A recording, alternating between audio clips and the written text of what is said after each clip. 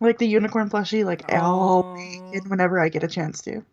I know. I've seen that tweet. I'm just like, oh, I remember that unicorn plushie. Yeah, it's been like my buddy all week to make me feel better.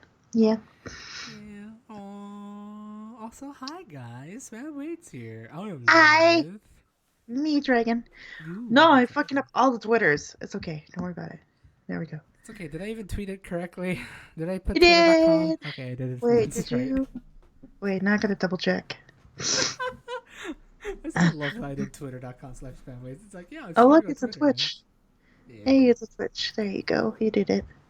I did the thing. Also, I have no idea why I have no sound on my game, so this is fine. That's how it is. It is what it is. Yeah, Oh my but god, hi, excuse me. welcome Sorry, I had to. nachos and I'm all gas now. It's okay. I may like throughout this pretty kind of long stream. I'm gonna be eating two other cookies that I've had here on my thingy, right beside me. Why they? No, you should have Canadian treats for this stream. I know I should have, but I already finished like the variety pack of sweets that you got me Oh, like a day or really? two ago. Those things are good, and I regret not getting more. Like the little chocolates? Yeah. Yeah, the coffee crisp, the Kit Kat Yes, Arrow. I actually do regret not getting coffee crisps. I should have tried it when I was there, actually. Yeah, you should have. We It should have had was, like a little treat night. yeah, completely forgot. And it's like, I'm gonna be spoiling just a wee bit here, but like, yeah, I like when I tried it here, I was like, oh, okay, I regret not getting some while in Edmonton or on my 4 hour layover in Vancouver. Yeah, Um, good shit. I kind of wish I got more stuff, but it's like I wasn't so sure because like the flight, I thought the flight was actually full when I got when on both flights going back home. So it's like I am not gonna risk Yeah. on bringing extra shit right now because if this thing gets to get gate checked, I do not want to get my shit gate checked. Oh, fair. But I should have done it anyways and spent the rest of my money or all my money on like more sweets and treats to regret that. Well, yeah, it's Dragon Talk Thursdays. I'm obviously back, and I apologize for not streaming last week. We just had a really productive, fun time last week. We really did. We really did. Like, almost every time that we came back from the hotel, or came back to the hotel, it was just, no, we're both almost conquered out. Yeah. We rather just chill for the rest of the night, sort of thing. So, unfortunately, we didn't do like a proper talk and talk sort of thing. But I feel like what we've did even during the past couple days was very memorable, and I have definitely a lot of recording to show. So I think this will be suitable enough. It's gonna probably take a month, maybe a little bit longer, but that's okay. I will have some time to edit and eventually get back into my ECR travel vlog series. Hopefully, maybe in June-ish, maybe. Unless if I do alternate, I'll see. hmm But yeah, for for those who wasn't in the know in the past 2 weeks for whatever reason or another, I was not here or last week. I was. I mean, I really can't think of any other way but just to jump in, right? Yeah, go Um, for it. but yeah, no, last Wednesday, so 8 days ago, I was already on a flight going to Vancouver, and then last week in the morning, exactly last week in the morning, I had a hmm flight going all the way to Edmonton to visit that derp. To me, To you, it was. Edmonton, Alberta, Canada. For those that don't know fuck all about Canada, It's which is okay. a lot of people because no one knows where Alberta is. Uh, Unfortunately, yes. Unless if you really look into a map, you may not know where Edmonton, Alberta is. For those who doesn't know, Alberta is the one province east of British Columbia, which is technically the furthest west province. I I guess believe Yukon is just so. more north, and it doesn't really stretch westish. Oh boy, I'm not remembering my Canadian map right now, so I don't know. We'll say BC. Well, BC's along the west coast. There you go. Yeah, yeah. Well, actually, that would be probably better to say. So yeah, BC's along the west coast. So just go one more province over. It's Alberta, um, Me. which is like very prairie, well, probably a little bit mountains. I don't know like the You have the Eastern Alberta has Canadian every Rockies. typical landscape out there except for ocean. Of course, because it's quite landlocked, guys. Um, We've got rivers, we've got lakes, we've got ponds. Why am I mentioning ponds? I don't know. mm, We got foothills, mountains, prairies, and boreal forest. wow, literally everything except the ocean. Yep. And my city is literally like kind of the brink between the two halves of the provinces. Like Right. all north is like forest and all south is flat. Yeah, pretty much. And then, like, so basically, that's what I like saw on the approach to Edmonton. So luckily, I had a good window seat. Luckily, I had a good row with no one on it. So, basically, I was able to just like enjoy the whole ride through. A little bit bumpy. I mean, riding an airplane. And oh yeah, by the way, it's been like 3 years since riding an airplane. Granted, it's probably been 2, 3 years for many people who rode an airplane. Yeah. So it's been a long, it's been a hot while, but um, it wasn't so bad. I thought it was gonna be a little crazy, but thank God it wasn't. Like even the flight Mhm. from SF to Vancouver was pretty tame. I was one heck of a cheeky bastard and decided to pay an extra $90 to go first class because it was an Yeah. extra $90 to go first class. So I did that. It was a nice 2.5 hour ride on the plane, sitting front row. Oh, um, but yeah, no. I guess let me backtrack a little bit. I did kind of jump ahead of myself, but yeah, Wednesday I flew out right after work. I basically ended work at 3 and headed straight to the airport because I wanted to not only give myself extra time just in case if it does take extra time to check paperwork for like COVID stuff and whatnot, and the dreaded security because Yeah. it's spring break technically. So I was expecting it to be busy. Thank God it wasn't. Mhm. Um, and then from there, I just kind of hung out around in the lounge because I had that access, right? Ooh, I feel so fancy. Um, Mhm.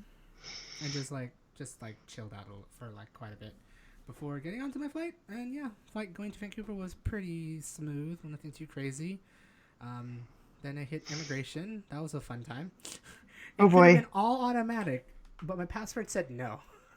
Oh. So I had to fill out the paperwork manually and then go through the thing. But for those who are going to Canada, just be prepared to show your vaccination records and have all your information done on their little app, Mhm. and that you're pretty much good to go. If it wasn't for that small incident, I would have been in and out. I would have been from the immigration counter to the baggage claim in about 5 minutes. Yeah. Nothing too crazy. I didn't really have a full check. Like they just like looked at the thing and it's like, okay, you have all your paperwork, cool, awesome. Both for immigration and COVID. So nothing too crazy. And I didn't get. I don't think any of us on the flight got chosen for COVID test or anything to do COVID test or anything like that. So that was good to just breeze on through. And then from there, booked out. Oops, sorry car, sorry sign. This is what I get when I don't have audio. Um, then pretty much I just head up to the little airport hotel that was right on the concourse, not concourse, the airport, and then just chilled for like a couple more hours, well, more like 7 or 8 hours before my traffic, before my flight to Edmonton. Which what the fuck is going on here, guys? Um, which wasn't so bad. Like I thank God, like just traversing through Vancouver International wasn't too bad. It was a bit of a walk going from international to domestic because that's where the hotel was Mhm.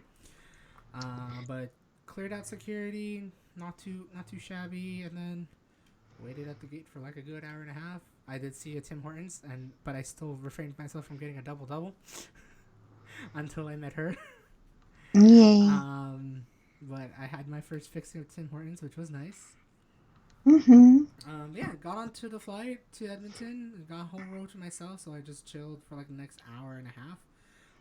Both flights again were not too bumpy getting to, like a little bit of rockiness, but nothing too crazy.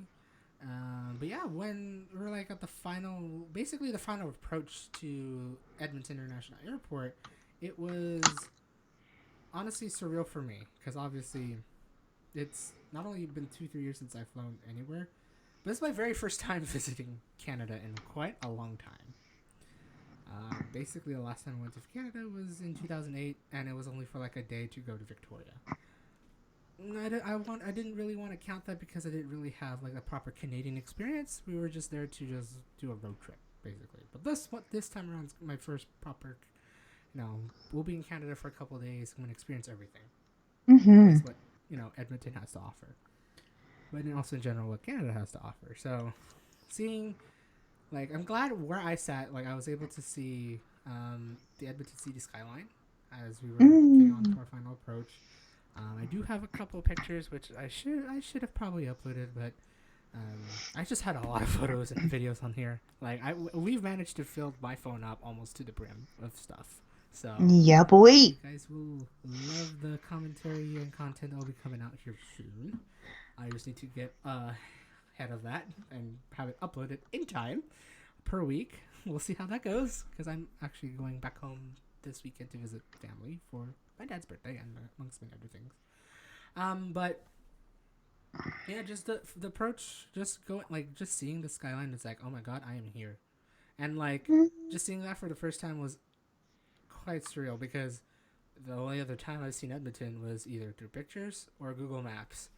But to know that I kind of reckon and I'll tell you this, um, for the few weeks prior to this trip, me and Dragon have been looking at where to go, where to stay, where to eat, and all that stuff. So I've been looking at Google Maps quite religiously, I'd say. Just trying to figure out how we're gonna get there, what we're gonna do, be getting used to the place. So I kind of started understanding the whole grid, not really grid system, but the general geography of Edmonton. Mm-hmm. And so it was very interesting to finally pinpoint a couple of things. I pinpointed Edmonton skyline. That was pretty easy because surprisingly Edmonton has quite a bit of towers. Um, And we're only getting more. Woohoo. oh yeah. Um, but then at the same time, I was looking around. It's I recognized where I was flying from, coming from the west, so I'd be seeing the west side of Edmonton. And lo and behold, I managed to find West Edmonton Mall. So I was I know for the fact we were going Mm-hmm. there the day after, but it was very interesting to see it from high up in the sky. Um, I've also saw looking further south from Edmonton, downtown Edmonton, was Dragon's alumni, University of Alberta. So it was really interesting to see that, and amongst many other things that are more probably akin to just between the two of us, really places Yeah. you've been to, Dragon, certain malls, certain places like that. I've managed to spot them surprisingly as we Mm-hmm. went down. But yeah, we managed to land nothing too crazy or anything. I did have a fun time with my phone cooperating with whatever Canadian signal was out there, which I think was I had I think I had Rogers throughout the whole thing. Oh, I'm so sorry. I know. I was trying to remember. It's mm. But so I had a fun time trying to message her say, "Hey, I've landed," but it took a good 15 to 20 or good 5, not really 15 to 20 minutes, but more 5 to 10 minutes after touchdown to finally get the message across that, "Hey, I've Oh my landed. god. Give me some time. I'll be there." Sort of thing. But my phone was having a fit for whatever fucking reason. But Rogers. yeah, getting off the plane wasn't too bad, and then I met this dude. Why you said the when I was texting you that the bridge or whatever was stuck or they're having problems with it? I think that I don't know what was going on. They were just it took a good what I think 5 or 10 minutes I believe after being parked at the gate Yeah. for them to figure out how the fuck to get the jet bridge in there. But they managed to do it. I don't know what really happened, but it's she started messaging me. It's "Are you off the plane yet?" I was "Unfortunately, no. Our jet bridge is kind of stuck for whatever reason." But it's funny. Right after I messaged that, the door opened. I was "Okay, never mind. I'm coming." Eee.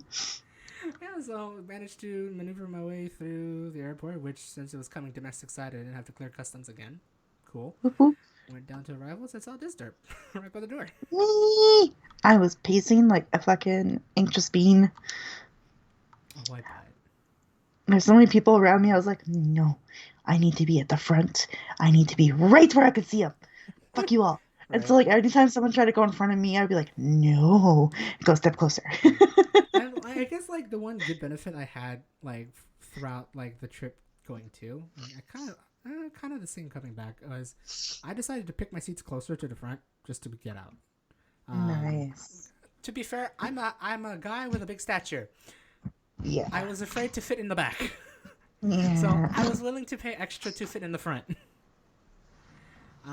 But yeah, I think when I got out, there was only like five or so people ahead of me, basically. So the rest of the people was literally behind us. Granted, we were only like a half full flight, so I guess it wasn't really too bad overall.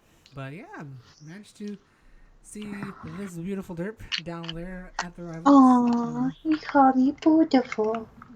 It's not gonna lie, it's been so long. The last time we've Uh-huh. met in real life is 7 years ago. Ever since you came to California back in 2015, Yeah. it's been a while. Mm-hmm. Um, but not only that, I finally made the promise to visit her. Albeit And it he would have been fulfilled it. yeah, I definitely fulfilled it. Finally, nothing really was held back this time, which was nice. Oh, I finally. just wish I made it longer. That's the only thing. Yeah. Um, I'm hoping I could save up enough to make it longer, and hopefully it would be like I'll definitely like do a more extended visit or whatnot. But yeah, so we managed to like do the usual hug and all that stuff. Talk about how my flight went, all that stuff. Picked up my baggage, which thank God it was the like one of the first few baggages because since I had a first class ticket coming to Vancouver, it still had a priority tag on it, and I never ripped it out. So it was the first bag coming out, which was Nice. nice. So it saved us a lot of time of hassle, like waiting for my bags and everything like that. Granted, it wasn't a full flight, so I guess it would have taken probably an extra 5-ish minutes if it ended up being the last bag. But managed to get my bag and then finally had my first proper Timmy's. Whoop, whoop, whoop. Which, if I had to go to Tim Hortons, I would definitely order double more often. Yay. Yay, yay, Yeah, yay. that was really good. But hey, I still got a whole bunch of cake ups that you gave me, and I've been going through it Oh, I bet. slowly but surely. Have you tried like one of each yet? No, actually, I'm saving, oddly enough, saving the French vanilla for last, only because I have creamer.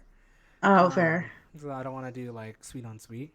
But I've done bold roast, which is dark roast, which was okay, pretty Mm-hmm. decent.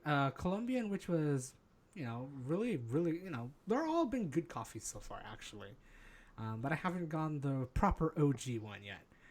For whatever Mm. reason, my hand in the morning always picks out something rather than the OG. Nah. Lol. So it was like, okay, I guess this is how it goes, guys. But yeah, no, but like when I was there, I had a proper double, and all that. Then after that, we had to like go do little errands with your sister, who was our quote unquote Uber driver, mainly Yeah, our taxi. our taxi. Um, Yeah. She was technically like working when like she had to like take us around.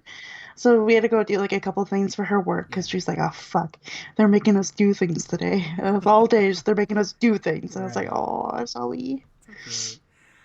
But yeah, ooh, that's a cover shit. But yeah, so I don't, I'm gonna also thank your sister. Like, shout out to your sister for actually, hmm helping out. Not only picking me up, but also dropping me off on the Sunday. Um, Yeah, and she picked us up too one of the days too that we were hanging around. she So did. I think it was the very last day when we were down in the Whyte Ave, actually, I believe. yeah. She messaged me going, I'm still down in that area. Do you want to ride? And we're like, sure. Sure. And Um, honestly, thank God we did, because I think I finally hit the proper exhaustion after 3 days. I was just like, yeah. I don't know. I would have been excited because as a public transportation nerd, I was kind of excited to ride your system. At the same hmm time, my legs were gone. Yeah, well, you had a little snippet of it, a very itty bitty snippet of Very it, little but snippet, yes. yeah. But we'll get to that. We'll definitely get to that. But I do thank your sister for helping out as much as you can throughout the initial and the end. Um, yeah, so I'll have to send that over to her and let her know that you're thanking her. you but yeah, so Like, basically, even like with the errands she had to run for her work, I did managed to get a decent brief overview of Edmonton in general.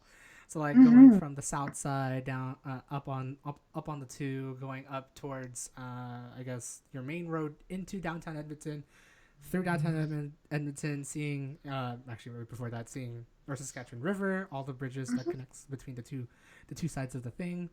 Very beautiful river, the river valley. Even though it was Yeah. in the start of spring, so it was still kind of gray and brown, but it was still beautiful nonetheless. I will tell you that it was definitely beautiful nonetheless. It's okay. Um, It's still dead and brown because after you left, it snowed and froze everything again. oh shit! So I Right? thought it was going to be nice and green here this week, but no, it's been halted from some fucking From snow. snow, fuck. Anyway. But to be fair, at least then I managed to get a decent enough view of the river valley Mhm. as well as throughout Edmonton, really. Yeah. So we kind of perused around downtown Edmonton like by car. Eventually she dropped us off somewhere on, I think, like a little bit west of downtown, just like on the fringe of it. Um, Yeah. to go get lunch at, I forgot what it's called. So a couple things before that. Probably So my didn't. sister did an errand for her work, so she had to go to her work office, drop off some stuff. Then she took us down to the south side to visit a very Oh fucking yeah, cool yeah. store How that did I I've been forget wanting that? to take him to since we discovered it. Like my sister and I A couple discovered months it ago, like a right? couple months ago. A couple months ago now, right? That's true. Yeah, it's a Rolling Tales here in my city. It's like Mm-hmm. purely like nerds paradise, It basically. really This is place. nerdy. You know, definitely nerdy paradise where I'll probably let you explain, even though I did experience it. No, you should explain it because like Okay, you visited for the first time. I did. So like it's like you have a lot of definitely a lot of nerdy stuff. So video games, tabletop games, and all that stuff. Um, has a bunch of like places to get comics, graphic novels, even like a little bit of like the Eastern Japanese stuff. You're like manga and Yeah. whatnot. Then we can also get Pokemon cards. I mean, why won't you get some Pokemon cards, right? But it's 100% nerdy and it's 100% pretty cool. Um, it's pretty much you won't. I have a feeling like you may not find a lot more nerdy stuff than there. Yeah. It has a little bit of everything too. Like even I think he was might have been surprised by it, but like I know him and his friends like Gundam stuff a little bit. So like we Mm-hmm. even had Oh like yeah, Gundam yeah, you can there get and Gundam there. surprisingly enough they had like workshops this month involving Gundam. So like I Oh was like, really? what? Is this actually big? And apparently it is because all those workshops are sold out. Um Oh, that's crazy. and it's not only that, like it's comic books, it's graphic novels, it's D&D shit. So yes, D&D, dice and yes. I'm yes, I bought dice. Um Yes, you did. She did. And there's like Yu-Gi-Oh cards, Digimon, like all these other like packs too. What's really cool about this is that we have artists in residence too. Ooh. Of course, he unfortunately didn't get to meet her because she only comes on Saturdays and Sundays. But she is amazing. Her name is Chelsea Wong, and she is Sharks and Donuts on like social media. And we got to go flip through her like portfolio, and yeah, she's pretty cool. Let's see if I can actually And pull this off. Hey, oh, kind of. It's kind of blurry. I want to bring this oh, in, but I have look. hung up. Ooh, shit! I went too far. Um, so right here where my finger is. Unfortunately, it's very blurry, so I might actually take a picture and actually show it to you a little bit better. But yeah, she's a pretty much a graphics artist, really. Yeah. It's a lot of cool like um shark related stuff, D&D related stuff, amongst many other things, right? Or just And like comics in general. Pride and like that kind of stuff too. Mm-hmm. Um, I got a couple things too. Like you got some shark I ones, did. and then I got a button that says like I guess I'll fucking die because it's like a natural one on a D20. That was really cool to look at. I Actually, loved that's a it so really much. I was that was like, I really can't awesome. wear that when I teach my classes because that's a swear word. But I'm like, Right. when I play D&D regularly, fuck yeah, I'm wearing that because fair. Um, Reality yeah, she check. does like a lot of that kind of stuff, and she's like a really big fan of like a lot of classic animes and TV shows. Mm-hmm. So And like sharks in she has general. done like Digimon arts. Oh yeah, there's the sharks. Eee, Eee. there's her cute little sharks. You can get why her name's Sharks and Donuts now. Yeah. With the Give her a sharks and the follow on donuts. Twitter, please, because she deserves all the love in the world. Uh, um, yeah, she does a lot of pride stuff too. So you can see there he's got one of the rainbow sharks. Mm-hmm. And then yeah, she does other things too. But one of my favorite pieces from her is the Digimon one actually. That's Angel Woman or Oh Angelmon. yeah, Angel Woman, I believe. Yes. Yeah, so she's beautiful, and now I also found out she's a big Critical Role nerd, and she's done Ooh, so much Critical Role fan art over the years, and I was like, whoa. yes, so Where have you really cool, been? so cool, yeah. And I remember like meeting her back when my sister and I first discovered the shop, Mm-hmm. and like, oh my god, it's so great because like I teach a class. Well, we're on a little bit of a break right now because I'm technically still on vacation Mm-hmm. for a few more days. And we talked a little bit about like LGBTQ plus spaces in D&D, and like she's like, oh, you gotta look at these stickers, and she's got like pride stickers, and she's got these cute little like horse carousel ones too that all have like positive like mental health messages on it. She's just really sweet. Mm-hmm. And we talked about like how her character in her D&D campaign is like non-binary, and I was like, I've got kiddos playing non-binary characters too. Yep. And she's like, what? How old are they? And I'm like 10, 11 years old. She's like, they're amazing. I'm like, I know, right? So just phenomenal person, and he got to see a lot of her She has work. really good art. Not gonna lie. Yeah. She also has a active comic, I believe. Yeah, she wrote a graphic novel Graphic that novel. is There we go. published, and she's continuously working on the story. So, the story is Jezebel. That's the name of the character, and it's very cool. So yeah, this like store has like everything you can think of, Mm-hmm. and if you can't find it in the store, they can special order it for you, which is a really cool Oh, feature that they have. And they host workshops there, so like you they got to see do. like the little back room with Mm-hmm. like this like kind of long table, and like there's like a whiteboard and all these things, and they offer a variety of workshops, and some of them are D&D related, others are Gundam, for example, or like Right. how to create a comic or miniature painting. Like they do a lot of really cool nerdy shit, and so They it's do.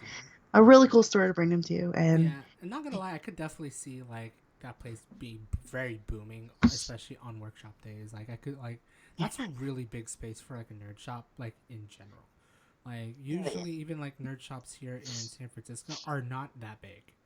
Um, Usually those are like reserved if you are like have like a shit ton of board games, surprisingly, but only board games. I don't know why, but for like for what it is, that's quite amazing to like see like how like they've managed to use as much space as they can to put display as many things, but also hopefully when I was if I was there on a more busier day to like see events and workshops as well, I could definitely see it. yeah. One other thing that they do really well there is they promote a lot of like local artists. So obviously, we have artists in residence that comes on the Mm-hmm. weekends, but they had one section on the shelf. I don't know if you saw it or not, where it was just Canadian authors. I think So I really did. promoting our own like locals. And there's one Edmonton graphic novel artist that's always there.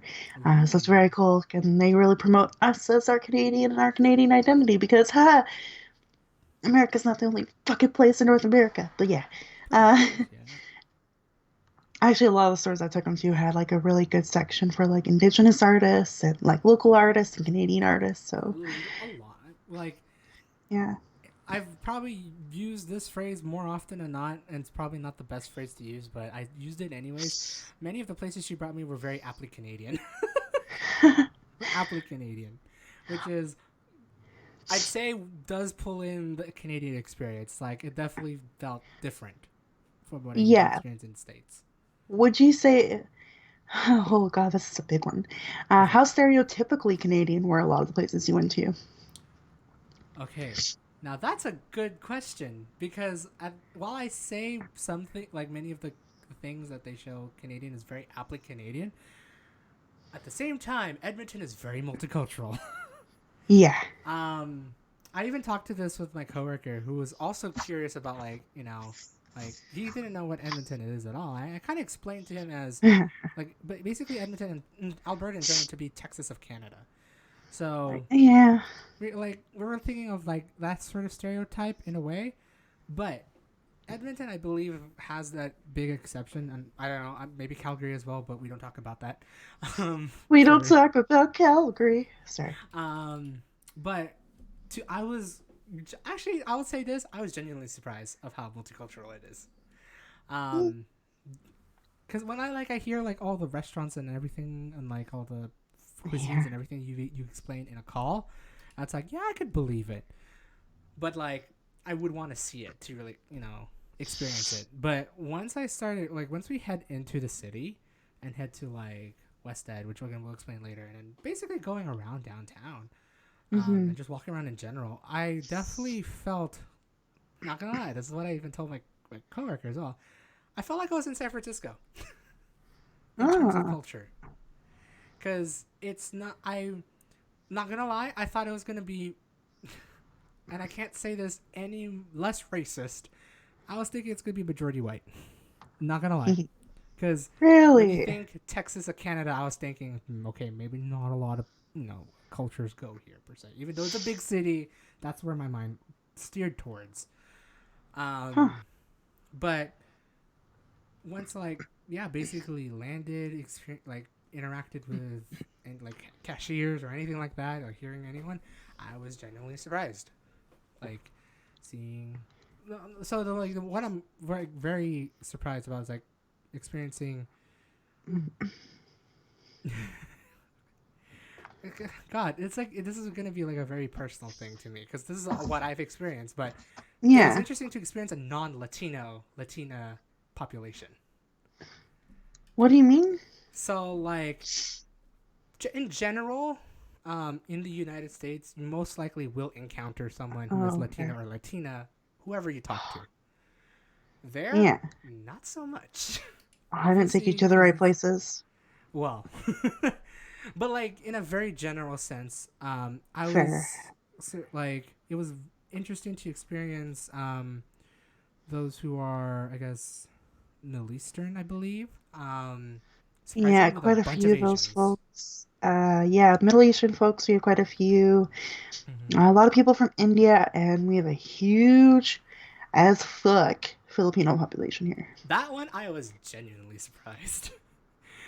To Yeah. be fair, all I remember was Edmonton International Airport getting a Timmy's. Yeah, if I heard once I heard Tagalog, I'm just like, huh, Yeah. huh. Uh-huh. Uh-huh. Yeah. I was, I was like, I am genuinely surprised. But just yeah, Yeah. like so.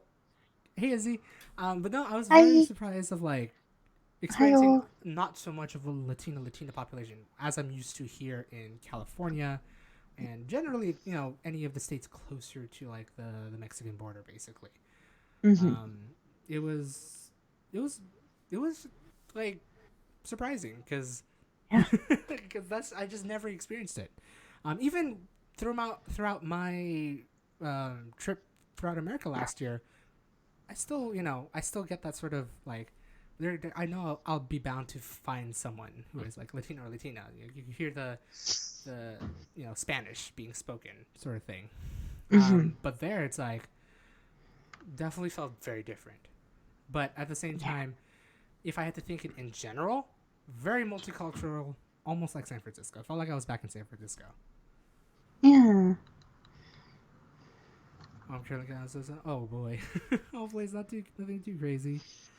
Um, but yeah, no, like I was genuinely surprised. Not gonna lie. Mm. Um, but yeah, so that was like I forgot how we stemmed from here actually. I basically asked like how like stereotypical Canadian like it was for you, but it sounds like it wasn't. You didn't hear, did you hear a lot of A's? Were we all really, really nice? Like, did we talk about hockey a lot? Like, just, the Okay, general, like, very right, Canadian stereotypes. Like, I'm just right. curious, like, did you feel like that was quite prevalent or not? Um, maybe not so much of the people ish. Well, actually, no, that's a lie. That's kind of a lie. Definitely on the last night, I definitely felt it. But Wow. TV ads, anything that I've like looked around me, I'm just like, yeah, I could definitely tell I'm in Canada.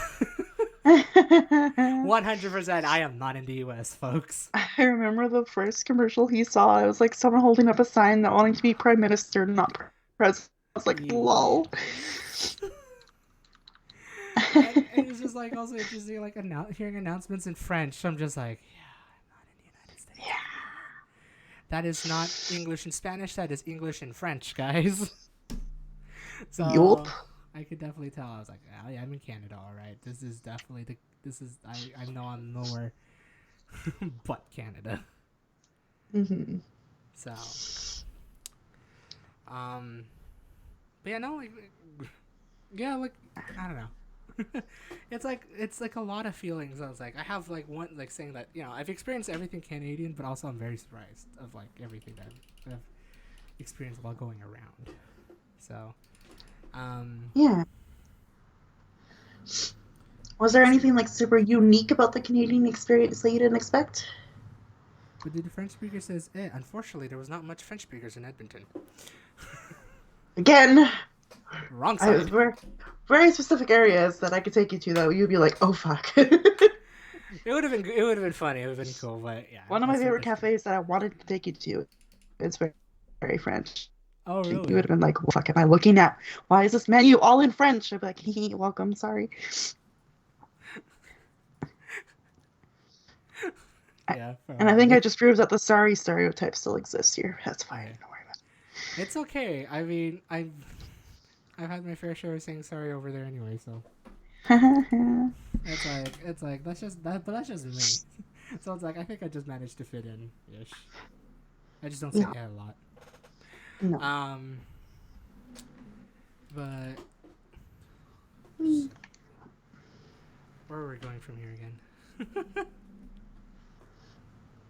I Oh, the tangents was are asking real. if there's like anything super unique or no about the Canadian experience. Oh, okay, yeah, right. Well, I did experience at least the well, aside from Tibby's, I feel like that's very aptly Canadian. Yeah. But also where we had our lunch, Yeah. which Which is was Meltwich. Meltwich. There we go. Which serves sandwiches and melts, but also apparently really good poutine. Sandwiches, burgers, a few other things. Breakfast they have there A too. lot But of yeah. grilled cheese. Meltwich. That's why. Meltwich, right? Yeah, duh. That's why it's called Meltwich. Um, but also I managed to have my first proper Poutine. experience with poutine, which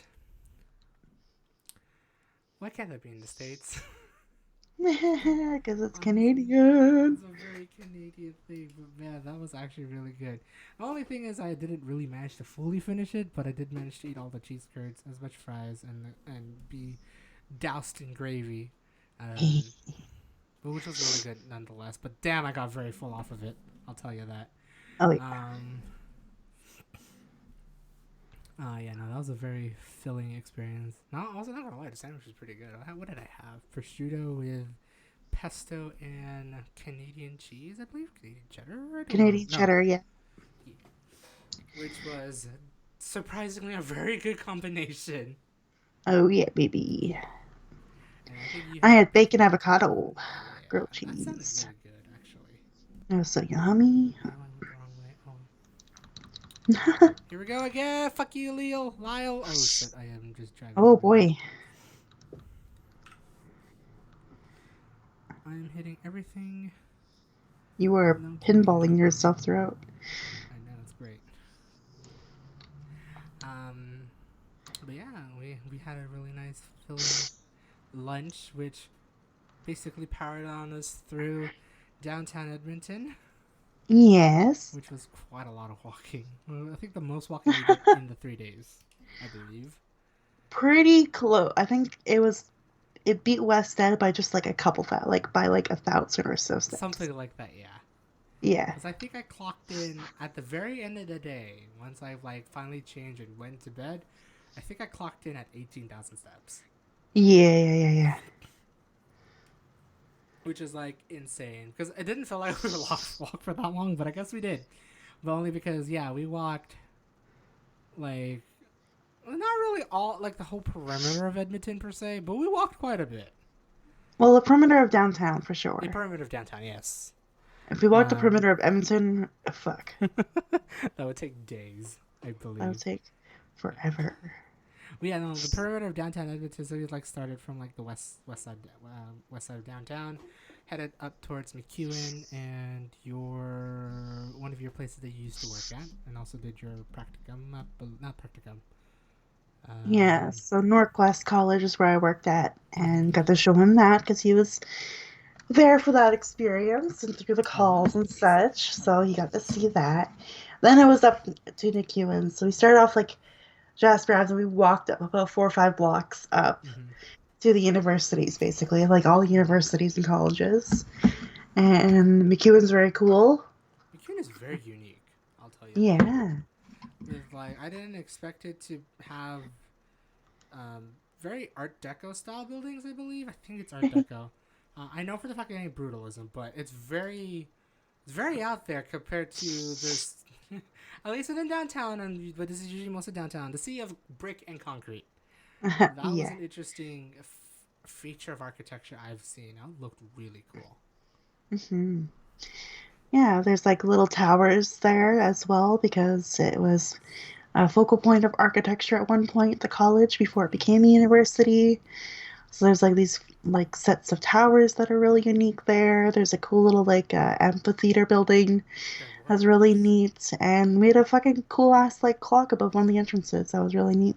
Yeah, it was really cool, and I'm gonna try my best to finish editing all of that. Hopefully, it'll be out for tomorrow or sometime this weekend. Yeah. Um, but it was like really cool just to see that. Not only that, but like even throughout while we're walking, a bunch of murals, art pieces, which I'm very surprised you guys have art pieces in the middle of the road. By the way, Oh it's very yeah. interesting. A really unique, weird like steel and like other random like metal statues Mm-hmm. throughout the random parts of the streets. Yeah, yeah, yeah, yeah, yeah. Which is like, I guess it's a great way to deter speeders, but at the same time, why? Our city does actually celebrate the arts quite well. Maybe not as well Nice. as, Toronto or Vancouver. But we But do your like guys is showcase a pretty lot of unique. local artists. Like everything that he saw was made by someone in Edmonton. Mm-hmm. Which was like either if it's an art fixture or mural. You guys have a lot of murals, by the way. Yes, yes, we do. Which is I am very surprised, and I'm also even more surprised that none of them are tagged. My God. Yeah, yeah. It was a movement that we had, I think, 10 years ago to try to Okay. deter the tagging and that kind of stuff. So instead of like, hey, if you want to fucking graffiti, then just go to the city and get like a quick little permit and like we'll commission you for a piece. And this was like, wait, what? We're gonna get paid to do this? And they're like, yeah, we'll pay you to fucking do some cool ass art on a building. And suddenly a lot of people were like, oh my god, that's a great way to make a buck, right? Right. And so suddenly, like all the pieces that are like in our city, there's many of them, There are. um, were because people are like, fuck, I need money, and like this is a great way to do it.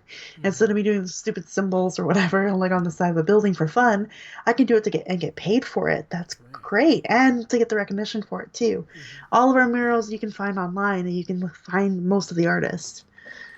So it's a really cool movement that we had back about 10 years ago, and now it just exploded everywhere. Yeah, and like it's like there's no set size. Some of them are big, some of them are small, some of them are very colorful. Some of them convey a message. There was quite a lot of them as Yeah. we walked around, and not only walked around, but traveled around in Edmonton in general. Just getting from point A to point B, just seeing a mural. It's just like whoa, it's practically everywhere. Um, so it was really cool to see that when as we were heading up from Jasper to McEwen, and then eventually we junted ourselves over towards the Rogers Center. No, Well, the whole area is called the Ice District, Ice District, right? and it was recently finished, like about a couple of years ago only. Like it's pretty fairly new to our Rogers Ice Rink, our Rogers Arena, Mm-hmm. which is the home of the Edmonton Oilers and the NHL. Which had a game when we were there, just not on the day we were visiting that area, Yeah, yeah, which is yeah, interesting. yeah. But yeah, like we were walking around there, and it was like just yeah, it was very like interesting just to like see how well your downtown's being vitalized and revitalized, really. Yeah. Seeing some restoration of the old, which again I'm also surprised of like how many buildings, brick buildings, are surprisingly restored around that area. Like there are genuine brick buildings over there that was built around the early 20th century, if not the Yeah. late 19th century as well. But all preserved and restored, which was beautiful to look at. I mean, sure, it's just a thing of brown or red, depending on what color you see, right? But like many buildings nowadays are not like that. Many buildings Yeah. are like modern or brutal, especially if it's within the 50s and 60s, 50s and 70s. Many of them had that style, and you would see them practically everywhere, as well as the modern style of like the past 20 years. But to see Hmm. like proper brick, the inner architecture in me was pretty happy Oh that yeah. some things got preserved like that.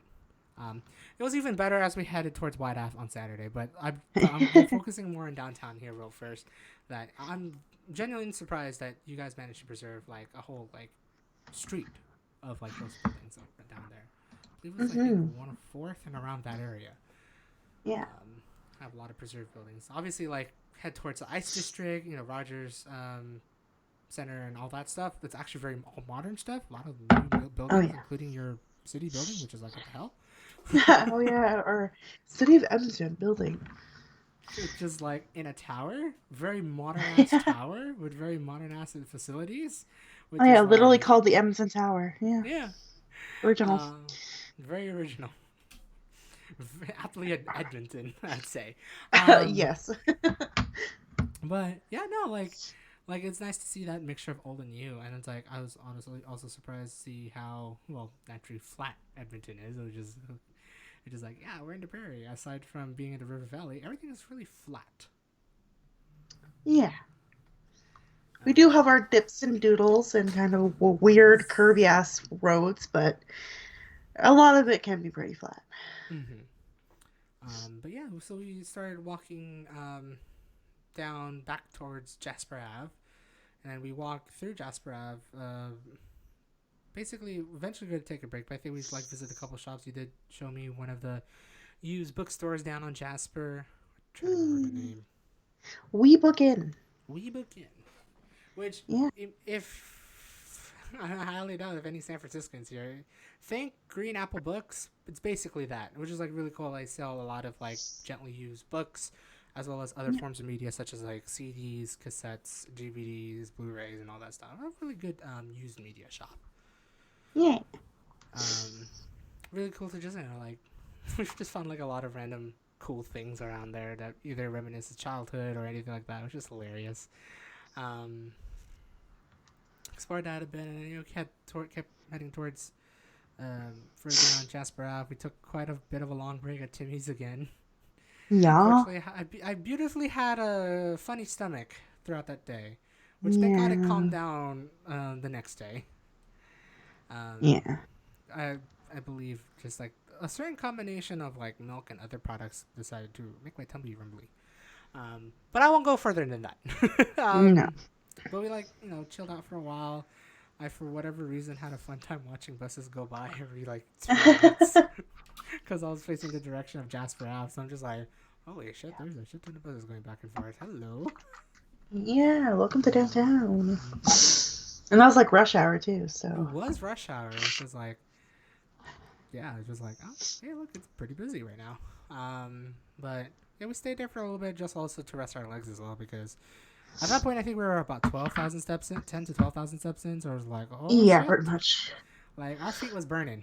Oh So yeah. we definitely needed the rest for that. But then from there we headed straight towards the Ledge Grounds and the Legislature Building, which was unfortunately under construction or under a facelift. Yeah. A little bit. But it was really cool to like see like how everything like kind of integrates with the river valley, really, because everything kind of heads downwards that direction.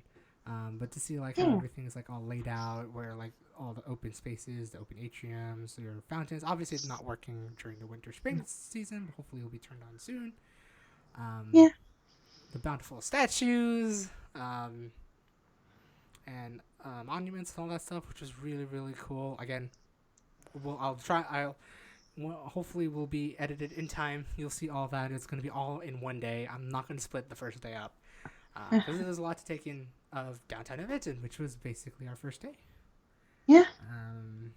And thank you again, Dragon, for providing as much useful information than I usually do on my travel vlogs for every single thing that we've seen along the way. You're much better of a tour guide than I am.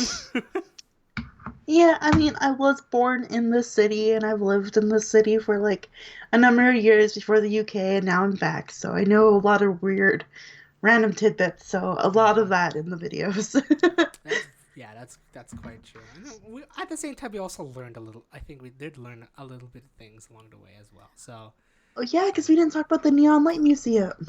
no, we didn't. How did I forget about that? Ah! That was on 104th, right between so between visiting McEwen and the Ice District, right down 104th Street, I believe. Yeah, Is just this one, if I remember correctly, telecommunications building, specifically TELUS. yeah. Yeah, it was an TELUS. old Telus building. Mm-hmm. Who has just like one side of the wall facing 104th, and it pretty much didn't have nothing back then, but then I guess within the past 10, 20 years decided to hang up a lot of defunct neon signs from a lot of practically defunct, right, businesses. Or there's some active ones technically, but There are some active ones, but most are defunct now at this point. yeah. But like they've pretty much decommissioned all their neon signs, but there's like an association within the city to preserve these neon signs, and they've hung it up all Not the down. city, the entire province, actually. It's province. Because it's Oh the Jesus. Alberta Sign Association. Oh, it is. I thought it was Edmonton. I thought it was specifically Edmonton. Oh, that's really cool, actually. So, yeah, just going down, there was like a whole thing of neon signs of various businesses and companies that they had them during the earliest 20th century when it was pretty much the hype of neon signs. Oh, Um, yeah. I believe like there's like a similar, bigger, more prominent one like in Europe for their things, but that's basically what we saw here at Edmonton, which was like that looks really cool. It looks really cool. Holy shit! Yeah. Obviously, it would have been better at night when you could really see the neon, but in the day, it was still popping. I'd say, seeing all the colors and all that stuff with the signs, it really pulls back you into the early mid 20th century. Yeah, basically, like, post World War One, I realized when a lot of this stuff kind of really bloomed. Ooh, yes, yes, that's true. Because we also even learned a little bit about how neon signs were made and invented. So those Yeah, literally, I'm like reading the signs right now. are. Yeah, so like, I think I'm pretty sure I've tried my best to capture it, albeit I did it backwards because I obviously do it backwards. Of like the history of many of the signs that are up there, as well as the history of the neon sign, I believe. I think. Yeah, yeah, yeah. So you will also see that as well. It was really cool. Definitely worth a shot to visit if you're around Edmonton. Um, but no, like even like I got genuinely surprised. I didn't expect to see quite a lot, like to know quite a lot about downtown Edmonton. Whether it's a building, a mural, a monument, a structure, or anything like that. Which yeah, I was genuinely surprised and had quite a blast walking around, even though it killed our feet. Yeah. um, Trying to find. So yeah, okay, here we go. Ha ha ha ha ha. Georges Claude is credited with developing the first neon lamp by applying an electrical discharge to a sealed tube of neon gas. This produced a glowing red effect, but other colors can be created using different gases. Blah blah blah. He unveiled his invention for the neon sign in 1910 at the Paris Expo. right, it was the Paris Expo. At the Paris Expo, and then was brought over to North America about 13 years later in 1923. Mm-hmm. And that's when, yeah, like basically for a good 30 to 50 years in the 20th century, you would see a business having neon signs because it was colorful, it was catchy. It Yeah, just and became very expensive. I was right. It was the Alberta Sign Association Oh, okay. that preserved all the signs, and so they are seen throughout Edmonton, Calgary, and anywhere else that neon signs were prominently featured in Alberta. That's cool. That's really cool that they're like you Such guys an have a odd thing to provincial. preserve, but kind of a cool thing to preserve if you think about it. It is like, um, because it was a time like it was like a span of time. I'd say 30 to 50 years that neon signs were the thing, and then Yeah, it just eventually got expensive to maintain and everything like that. So many of them just went to like straight regular advertisement, or eventually in the future, like within our century, within this century, digital. So digital signs and all that stuff. Basically, that I felt like that brought the new age of that sort of type of sign. But back then, it was all colorful neon to pull you into their business. Say, come in, sort of thing. Yeah. But I'm very glad that they've managed to preserve that. That looks really. It looked really cool. It was definitely a throwback. I mean, to be fair, not our generation, but No. definitely cool to see. Yeah, and it's all outdoor and like free admission too, which is really Mm-hmm. sweet. You just walk. You just walk up and down 104th Street, Yeah. on I think it's 104th Ave and 104th Street, I believe. Yeah. Wow, I still Yeah. remember my streets. Look at you. I just remembered that one, the neon lights one, was specifically on 104th Street, because that was Mhm. like, I remember you also telling me like it was a place where they recorded or they shot a movie, I believe, a recent movie. Oh yeah, Last of Us. So Last that's of going to Us, be yes, a TV series, a and TV they series. came to like that part of Edmonton to film Mm-hmm. because yeah, it's rustic, it's old, and kind of unique. Yeah, like it gives like that nice rustic vibe in the midst of like a lot of modern in the background sort of thing as well. So Yeah, giving like that, because Last of Us, it's not taking place. I haven't really fully got into Last of Us series, but it's like a kind of a it's a video. post-apocalyptic. Yeah. Oh wow. It's a post-apocalyptic game that's featured in like a video game. Basically, it's the first form of media, Mm-hmm. and oh, sorry guys, allergies are kicking my ass. Um, and basically, it's like the world has been run over by a disease, Mm-hmm. and like you're just trying to survive and that kind of idea. It's Oh, not that's really zombies either. It is right. like these really fucking creepy things called clickers that have like gross fucking big ass heads. Ew. They're really gross. Um, but yeah, it's a really good series, great voice actors in that game. Mm-hmm. And they have made a first game, a second game, and now they're making it into a TV series. Mm-hmm. And a lot of the scenes were filmed up here in actually Canada. So like Edmonton and then down in the mountains, down from Jasper, Wow, and that kind of stuff. Yeah. dude, that's pretty cool. Mind you, a So lot of the scenes in Game of Thrones, by the way, so if you want some more fun facts about why Alberta's cool, a lot of the scenes in like the last couple seasons of Game of Thrones were filmed in the mountains here. really, Yeah, yeah, yeah. interesting, interesting. I'm full of fun fucking facts. I'm a nerd. You're a good factual nerd, nerd I'm, with the facts. I'm a nerd with the facts. Yeah, so like that's like really cool. Like like finally see that in real life, and then who knows? Is like if I decide to see like a scene or two from Roswell, like I've been on that street, sort of thing. Yep. Get that full experience. Hell Yeah, yeah. it was quite a blast just walking around, up and down downtown Edmonton. Yeah, legs were tired. Probably felt a little bit cold because it was pretty windy. Oh um, yeah. Not as windy as Saturday, but it was pretty windy. And But why it my was. allergies are all fucked up because like yeah, that was the most I've been outdoors in like months.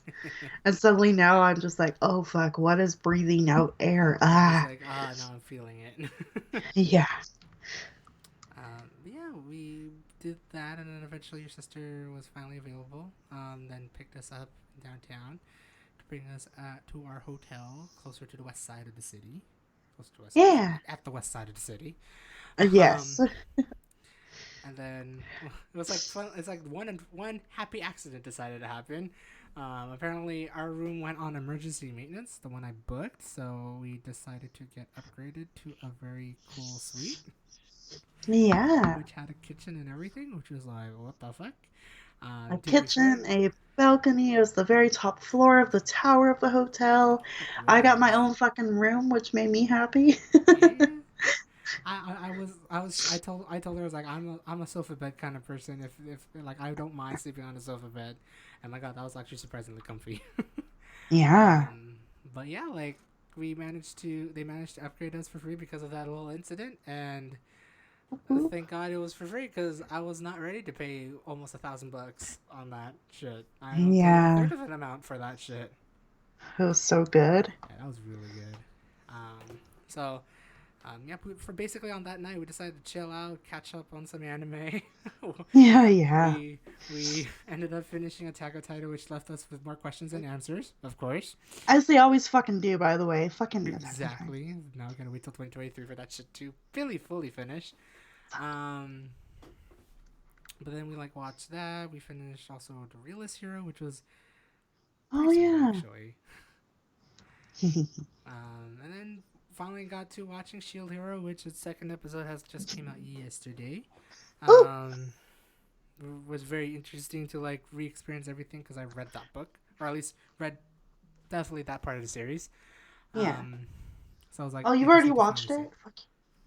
No, not episode 2, but like Oh, okay. just talking about episode 1. I'm just like Oh yeah, yeah. reminiscing everything because I read the book. I've read that part. Like I read like the books coming after the first season. So it was like interesting to finally picture how everything is gonna go. Which, after watching it the second time with my friend Tony, we fucking don't know where it is actually. I'm actually genuinely lost as to how much of the story they skipped. So we'll see how episode 2 ends up sometime this week. Maybe after this call, or after this stream, who knows. But caught up on that, and then just pretty much chilled for the rest of the night. We pretty much conquered out right by midnight, I believe. Yeah, about that time every night, really. Yeah, it's really was. And then basically woke up kind of early-ish Friday and had one of the best breakfasts ever at the best breakfast place ever. Thanks, Violet. Okay, look, it was good. Okay, fuck you. Really good, actually. No. I've been craving those breakfasts every single day. I know, I've seen the tweets. I'm not gonna lie. I kind of wish American Denny's could be just as great as freaking Canadian Denny's. Like, what the fuck? Probably because of the location, but damn, those were some good breakfasts we had for the 2 days. So like, we had a breakfast at Denny's because we attached to the hotel was a Denny's. Yep. So we grabbed our breakfast there. It was really nice. I think I had, what did I have? I had a Grand Sandwich, which was basically you had a slam. Yeah. Oh, you had a sandwich. Basically a Grand Slam, but a sandwich, which was really interesting and very, very good. You had the Southwestern Benny? Yeah, the Southwestern Benedict's. Or the whatever it's called. Oh my god, my allergies. Eggs Benedict's, there we go. So I got the Southwestern one, which was really nice. Because it's like, instead of ham that's typically on a Benny, it was chorizo, and then had like salsa fresca on it. Yes, salsa fresco and a whole bunch of very Southwestern ingredients in there. But it was really good. I did have like a little bite of it, and I was really surprised. I was supposed to get a Benny's, but then the next day I had to get something sweet. We'll get to that. But yeah, we had a nice breakfast, and then we just all prepared ourselves for our next day, which sounds pretty boring if you hear it initially. But as a person who loves to go window shopping and walking around the mall, to go to the biggest mall in North America, we just had to do it. We just had to do it and spent the whole day there. And so we went one whole day at West Edmonton Mall. It was pretty fucking good. It was pretty. I'd say this was the most fun day, because to be fair, I didn't expect we were to do so much fun stuff during that day. But yeah, we just walked around.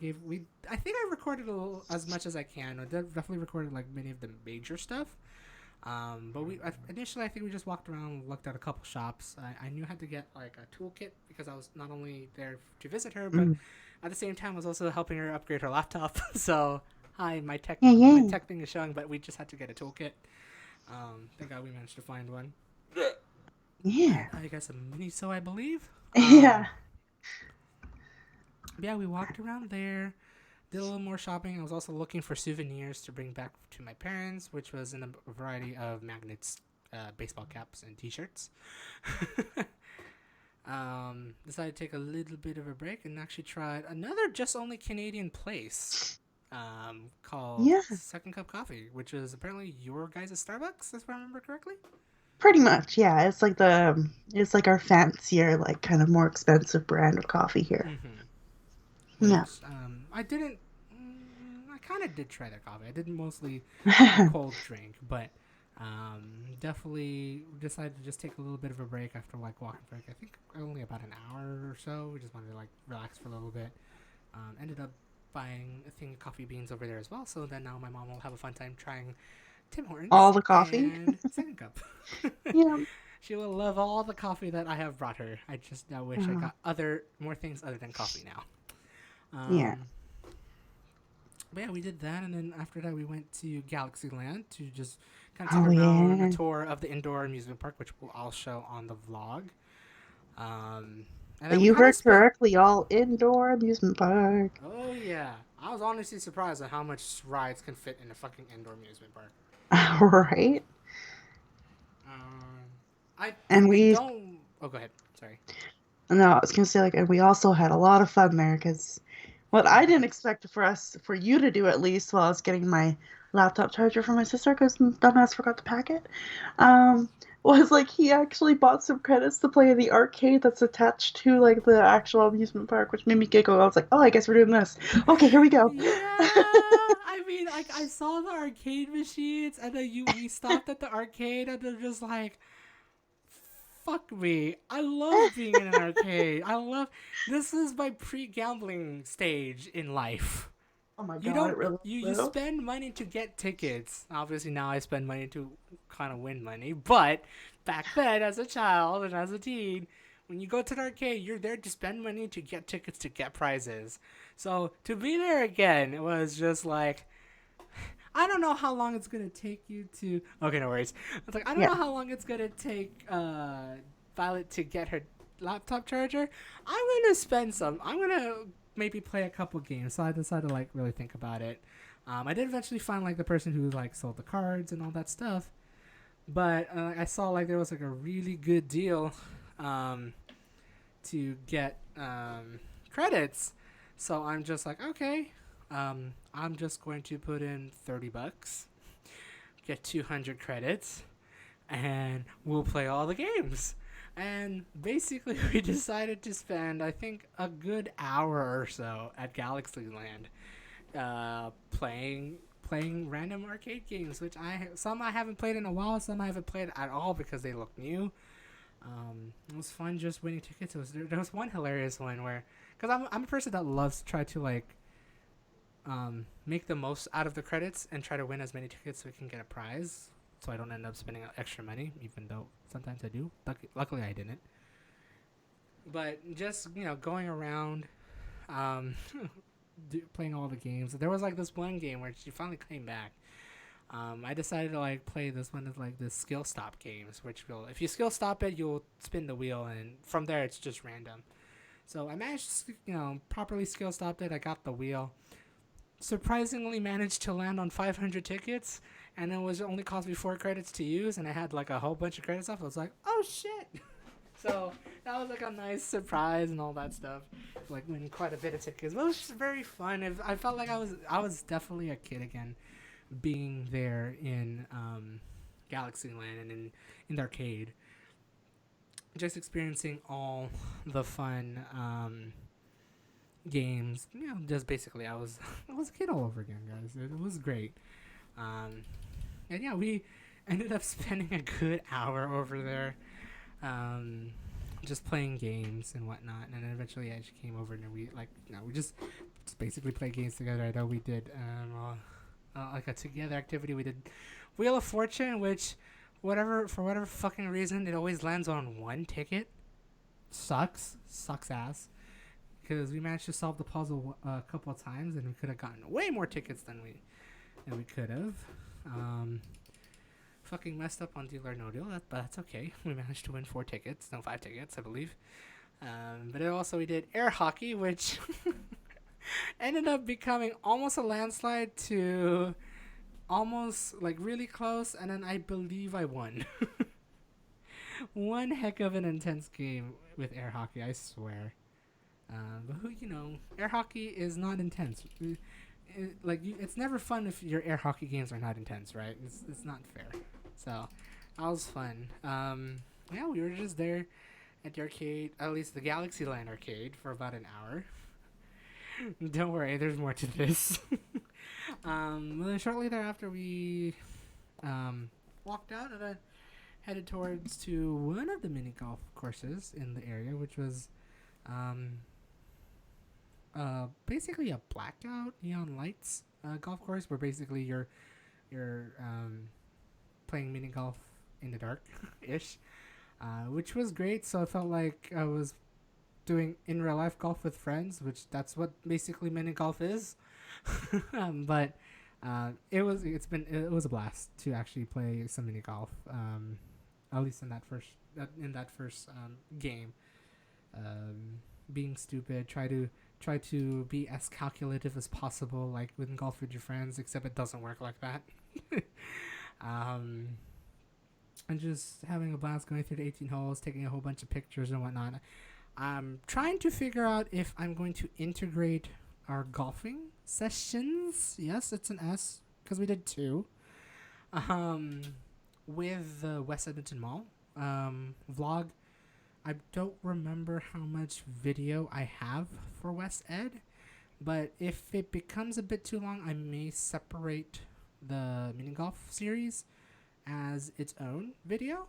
Um, the mini golf section as its own video because, not gonna lie, we've had a blast and we decided to record, I think, every single hole on our second session of mini golf in a different place in West Ed.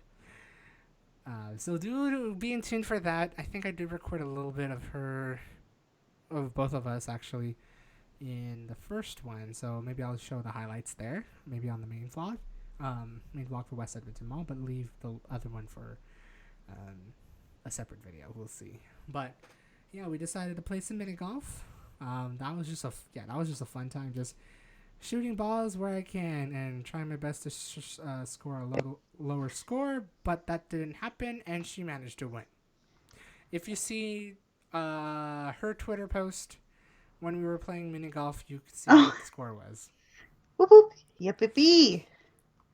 Which mini golf are you talking about? The first one, the the glow in the dark dragon one. Glow dragon, yep.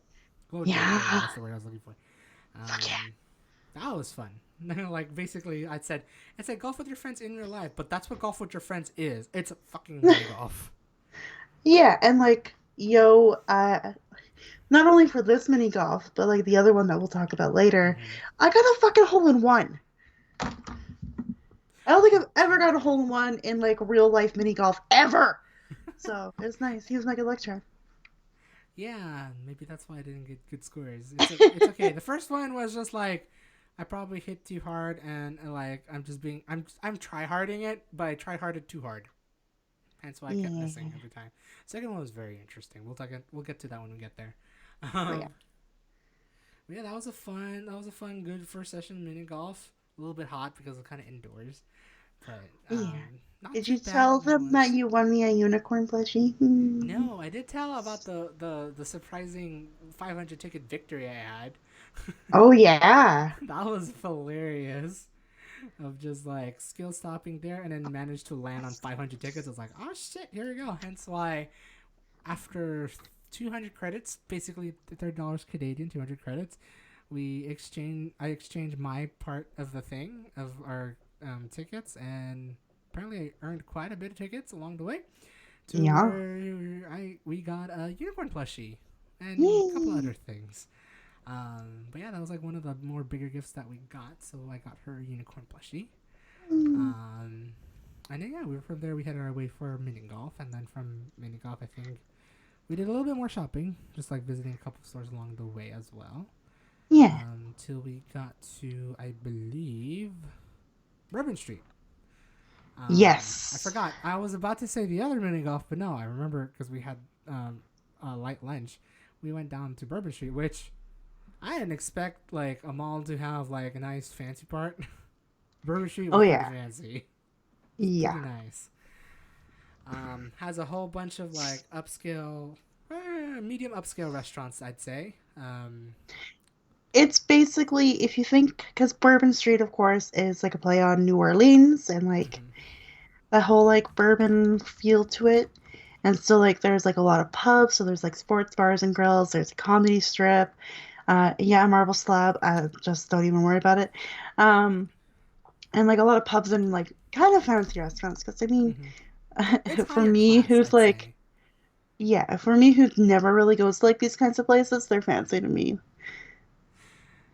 Oh yeah, but like not gonna lie, it's like I was like walking here, it's like, damn, this feels expensive. Immediately expensive. Yeah. But we decided to grab a little light lunch because we that Denny's breakfast was a pretty heavy breakfast to get. I'll say that, guys. And then Yeah. when we got second cup, we were just like, I think that was also heavy for both of us. So it's just like, I didn't really want to eat much. So we ended Yeah. up going to Boston Pizza for some drinks and some appetizers. Which wasn't so bad, Yeah. actually. Yeah, Boston pizza. You think that sounds American? You think it'd be an American thing? No, it's actually Canadian. It's very Canadian, surprisingly. But, like, I'm going to say, I kind of wish we were there to also try pizza, but your guys' appetizers are pretty damn good. Yeah, he had the cactus potato Which I didn't fries, whatever expect to they're be called. very spicy. Or pretty Yeah, spicy, they're not like fried in medium. jalapeno oil. Yeah, that was Jalapeno really oil. good. And there's The big wings wings were and the top. I don't remember the other thing we had, but Um, oh, I think, Bandera bread. yeah, that one. Like kind of like a cheesy pizza bread, basically. It's like, yeah, like a mixture between cheesy bread. I was thinking like breadsticks and a pizza, but no, it's definitely cheesy bread. Yeah.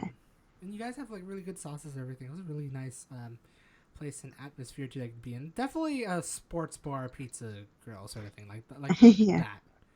Yeah. But it was pretty nice. It had some pretty damn good food. I'm trying to figure out what the fuck we were watching. We were watching poker, right?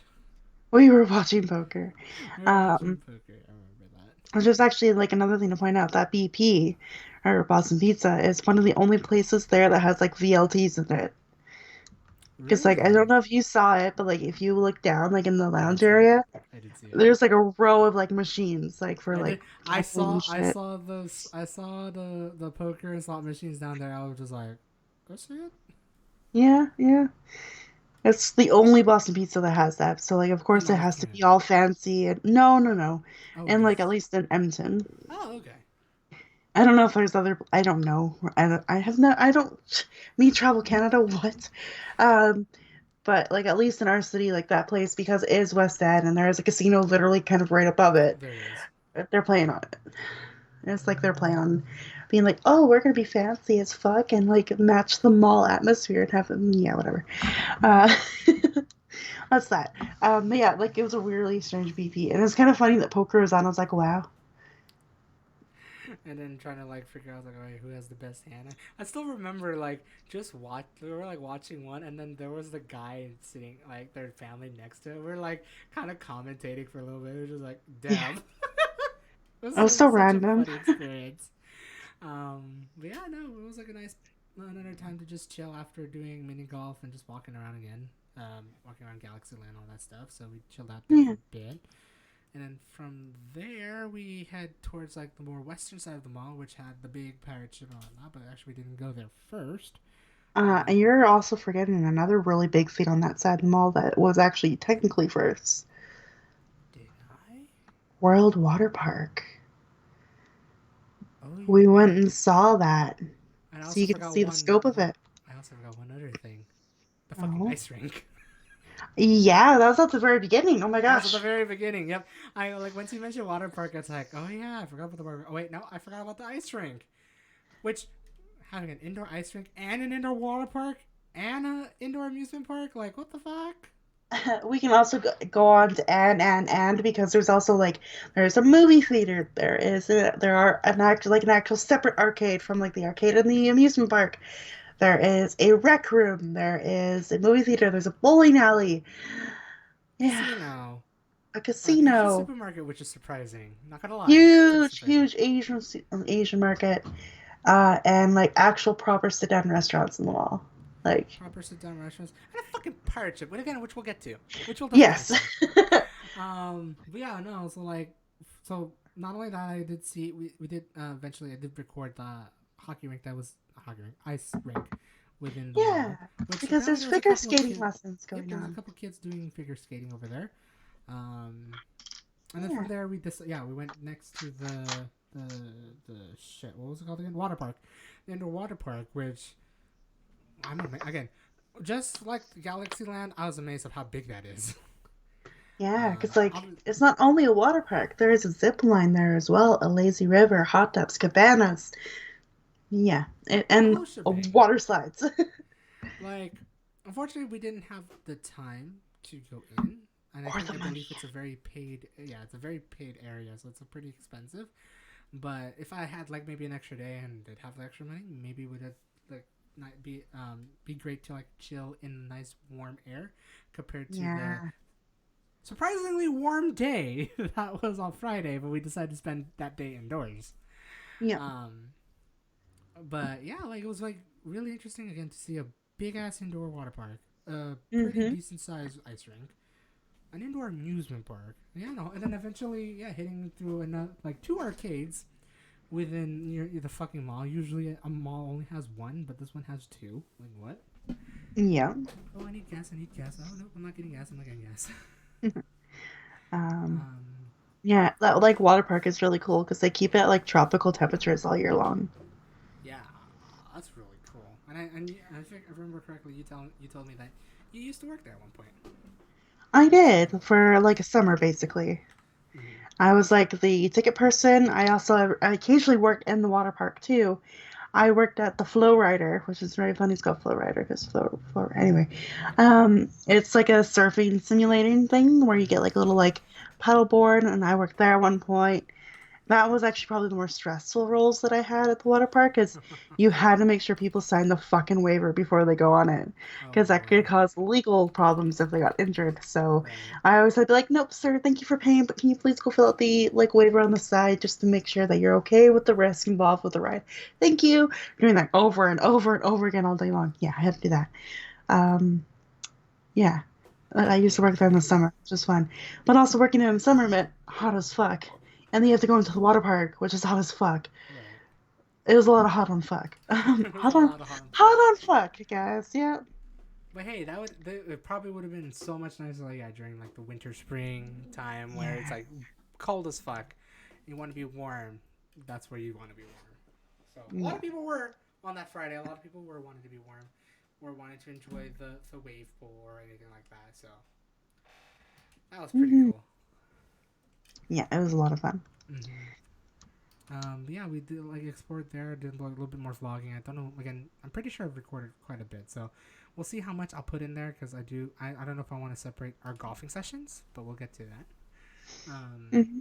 But yeah, we decided to go to the second arcade and spend a little bit more money to go arcading, playing a lot of Hmm. arcade games, whether it be you earned tickets or you had fun. I remember spending my last 40 credits on fucking pinball, which was like only one pinball machine, but man, I was there for like a good 20 minutes. Lol. I was just like, I want I to did a get lot a of skee high ball. score. I know you did. You're like, I'm surprised how well you're at skee ball though. Uh, I wouldn't. I have a background in bowling, so it's not necessarily It that has a surprising. it has a But correlation. Yeah. yeah, but also like I was genuinely starting like, oh my god, I'm actually using bowling tactics to fucking like actually score. Oh What really? is yeah. Okay. Oh my god, am I gonna teach people how to do skee ball? Here we go. Uh because in bowling it's not like you follow your approach. So you have like your three steps, you like swing your arm back and you release the ball. Mm-hmm. Most people will try to look in different areas along the lane to kind of throw your ball. You want to see where your ball lands, or you want to see like look at the arrows, or maybe there's just something else you're fucking looking Right. at before you release the ball. But technically, you want to look where you want to aim Mm. for bowling. So like that would be like usually the center pin, 10 pin of course. It's like as much pins as you fucking can, Right. but also center pin in a way. So you want to look where you aim. So for skee ball, if I wanted to get to the 5,000 score, I would look at the 5,000 circle and just like it like stare at it all the way through, like bringing my arm back and releasing the ball. Oh really? Yeah, and then it's just kind of adjusting your power depending on how that goes. Like eventually finding that nice groove, and then eventually you'll consistently Yeah. hit that 5,000. Fuck that, like, fuck the corners with the 10,000 points. Yeah, fucking, yeah. but Um, but to be fair, on the arcade at arcade in I Galaxyland, you managed to land a 10,000 point. I did. I did twice, which was surprising. Oh really? I didn't even know it was twice. I thought it was just once. Holy shit! Yeah, I got it twice once, but then yeah, I got into like the 5,000 one quite a bit because it was like a 5,000 one, 4,000, 3,000, 2,000. So I managed to kind of maintain at the second arcade the 4,000, 5,000 pocket quite a bit. Yeah. Damn, look at And you. that's my trick for you is to look where you want to aim it. Don't get distracted anywhere else. Or if there's a kid running beside you and trying to pull on your shirt, don't fucking care about the kid. Just like aim Just aim. for where you want to look where you want to aim for it and just trust in the power of your arm. Dude, Yeah. good to know. I now want to find an arcade and do this. Test my theory. I actually want to. I just don't know where an arcade is. There's a Dave and Buster's. I wonder if Dave and Buster's have a skee ball. One day. One day. But yeah, so we had a blast at the second arcade. We spent like another hour there, I believe. Probably like 30, 40 minutes. Not that Yeah. long, actually. Just trying to earn whatever we can, whether it be a game to earn tickets or not. I remember killing my arm. You killed your arm on skee ball. I killed my Yeah. arm on fucking super monkey ball. That was stupid. Roll that fucking shit. Go. And then I remember feeling it after like the third time, and was just like, my arm's numb. So I had to like stretch it out as best as I can so it doesn't fuck me up for the rest of the day because it was my left arm that I did that, and my left arm is my dominant arm, my dominant hand, so I can't fuck up. um, Yeah. so yeah, like I think we had like a beautiful, hurtful arm when doing that, but we decided to have fun at that arcade and then earn a fucking Elmo plush. I mean, we couldn't think of any good things there per se, but I did You get an got Elmo Cookie plush. Monster. You got Purple Cookie Monster. Yeah, I did. And then I think like a couple other things as well again. So I like got there's like a always purple smiley boy, a purple did. smiley Oh yeah, you plushie thing, and then we did. both got like a little bouncy ball each. Yes, yes we did. Um, yeah, and just had a fun time just earning points and all, earning tickets and all that stuff, just being stupid. Ow! Oh shit! Huh? What did you do? I I hit the gate and the gate glitched me out and I fell. Oh. I my internet was being very weird earlier, so I had to close the stream. But Oh, um, I broke my truck beautifully. I will save from what an year? autosave. Cheating. Cha-ching. Cheating. Okay. Wait, what time is it? No, my net broke. Fuck. So yeah, we had a fun time on. Oh shit. We had a fun time on. Oh shit. Oh shit. We had a fun time at the arcade, and eventually did a little bit more sightseeing, shopping in a way as well. Yeah, the very fancy food court Very fancy food where the court. arcade was in. I know. That was the fun. That's like a funny word. It was like I think like that section I believe was like a very revitalized section. So like it got remodeled I think in the past couple of years or something like that. I remember you telling me. Yeah, yeah. But yeah, like going through there and then eventually showing me a fucking drugstore that has electronics apparently. What the fuck, Yeah. Shoppers Drug Mart? No, wrong place. London On a Drugs. London Drugs, right? Not Yeah, right, Shoppers London Drug Drugs. Mart is a drug mart. It's actually just a drug mart. London Drugs, which is very weird. Because again, one side, typical drugstore. The other side, electronics. Why can fucking Walgreens or Rite Aid have that? So, also I think I might have lost her. Hello? Oh, Sorry, just muting myself to figure some shit out. no worries, no worries. My internet's being funky again, even though we just got new internet. Fuck. Really? Ooh. Yeah, I might have to go make sure the kitty cats are not messing with our modem. That would be Okay. great. I will explain our second golfing session.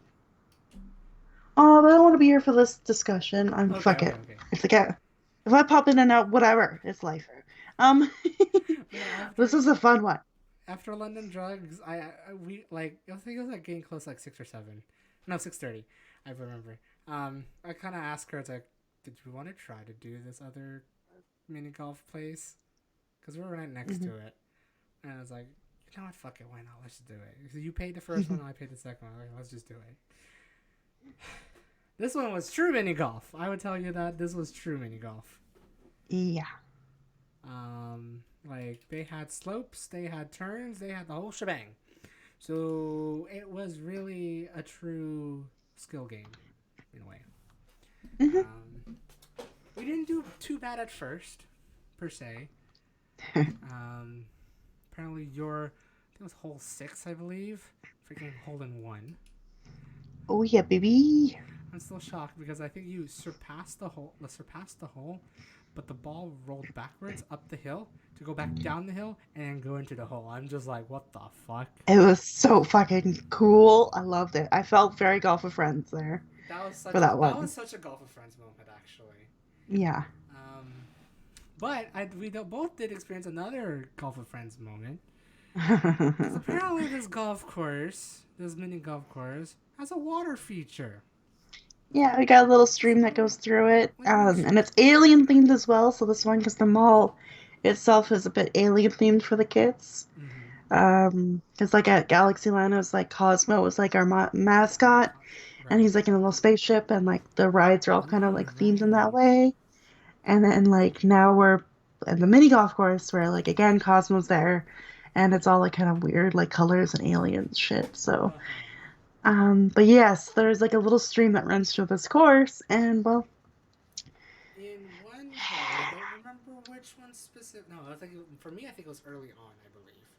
yeah, you got it on pretty early on. I got it on pretty early. I think it was right before your hole in 1. I think it was like hole 4 or 5, Yeah. where I guess I swung just a wee bit too hard, to where my ball flung, and into the ravine with the water. Yeah.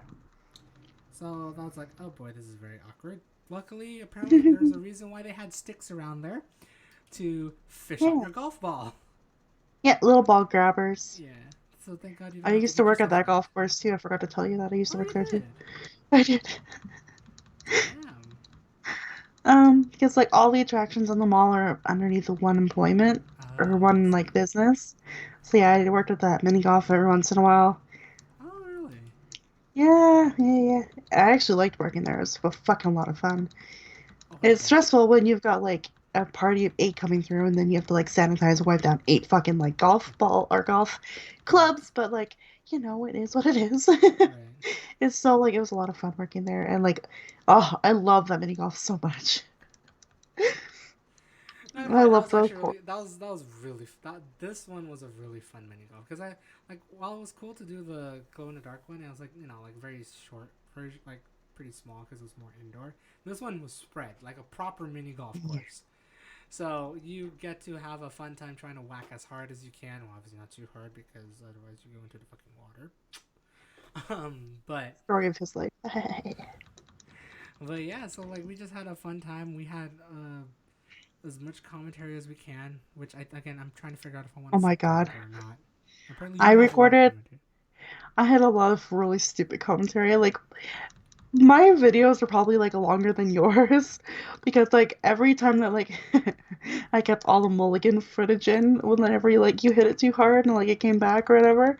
And I was just like, oh well, it looks like Daryl cannot get the ball up the hill today, guys. But like I do a lot of that really stupid commentary, so I'm gonna leave it up to him if he wants to keep all that in. But Oh, yeah, I I know. I feel I like, tease him quite a bit. to be fair, I have a good feeling for that golf session. If I decide to keep it separate, I'm keeping everything in. Oh good. It's gonna be a fucking let's play. It's gonna be so funny to hear my commentary because I'm like, oh, the little boy who tried. Oh my god, I didn't even. I don't think I even. No, I kind of tried. Like I gave more like general commentary. Whereas I was like, oh well, there he goes, hitting it too hard again. Uh, Right. And I think for me, like actually no, I do have to do a little bit of cutting because when we had to walk towards like your side or sort of thing, because obviously on this one you were the first one, and it was quite a bit of walking back and forth for me. To be fair, To like Yeah. be like record the ball and everything like that. We'll see how well it goes. I may have to do a little bit of editing, but we're gonna keep the commentary. The commentary Hmm. will stay. So, but that was just a fun, hilarious time. I knocked the ball into the water. She managed to knock a ball into the water. So, because I'm of a that, stupid fucking anal. Yeah. because of that, we somehow managed to lag a little bit behind because the people behind us caught up. Because I think Yeah. we started about like 4 holes before, right after them. Hmm. Um, but then I think by the time we got to the back nine, or I think hole 12 or hole 13, we it just ended up becoming fuck up after fuck up, because there's like a couple holes that were like, there's a hill here, and for whatever fucking reason, either one or both of us are having an issue Yeah. of like hitting that ball properly. And obviously, because we're already recording it, we're not stopping the recording. We're gonna continue. We're gonna try to provide as much commentary as we can. So apologies to Hmm. the people right behind us about around hole 14 for taking a little bit of extra time, because it's not for play, folks. We're sometimes that bad. Sometimes good, but mostly bad. Well, this is the one that lost. I know. But hey, the score was a Although lot you closer. did, yeah, I was gonna say that. I'm like, well, although you did kind of make up some ground from the last time. Yeah, I thought it was going to be a close match on the first nine. There was a couple fuck ups at not the back nine, which kind of screwed me over. Just like, all right, fuck it, never mind. I do also remember you struggling with one of the very first few holes too, and I couldn't remember which one it was. But I was like, Daryl, it's not that Daryl. Yeah, I'm trying to remember which one that was. Yeah, no, there was like a couple holes where I'm just like, what the fuck am I doing? Yeah, Oh it yeah, just like made there me. was like it's like I'm already like yay close to the freaking hole. But for whatever Yeah, reason, I either swing it too hard or swing it to the wrong spot. I'm just like, this makes me why? want to go grab the scorecards. I want to see if I can find them. I've had her kept the scorecards as like a nice memento. But like if you want to see our actual scores, I think go look at Dragon's Twitter. I believe it's she's put it on her Mythical Dragon profile. You can see our scores there. It was just one Yeah. hell of a time. Oh yeah. Let's see here. Oh yeah, it was hole three for whatever reason. You scored a five, and the par was like two. Two, right? Yeah. Because I think I managed to get close to the hole. It's just that it took me 3 shots to get into the hole.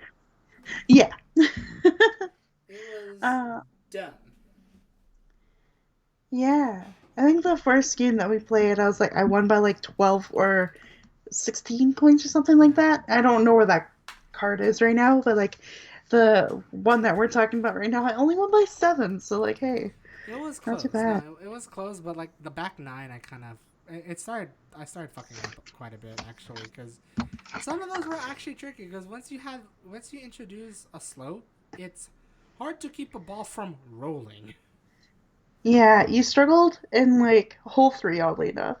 Hole seven, and then it was like really bad for 11, 12, 13, 14. Yeah, for like the 11, 12, 11 through 14 was actually really tricky, because those were like the Yeah. really hilly ones where it's like you either hit too hard and you're going way too far, or don't hit hard enough and it comes back to you. Yeah. And that even like those high scores include a mulligan. Yeah. So yeah, that went well. um, but yeah, we had a very fun time. I can't wait to show you guys that again. We'll see if it's gonna be a separate video or not. Hmm. Um, but yeah, we had a fun time, and then we decided to relax for like little bit, and then again, because surprisingly, mini golf is a very can bear a toll on your body, especially if you've been walking around the mall for a good 7 hours. Yeah. Especially if you're doing a lot of other activities for the past 7 hours. So it just takes a toll. So we decided to relax a bit, and then eventually got a little bit more tour of like your theater, which has like really cool shit inside. There's a Especially Yoda and a Batman. yeah, there is, and then There's some gargoyle statues on the outside gargoyles, and a yes, fucking dragon. yep.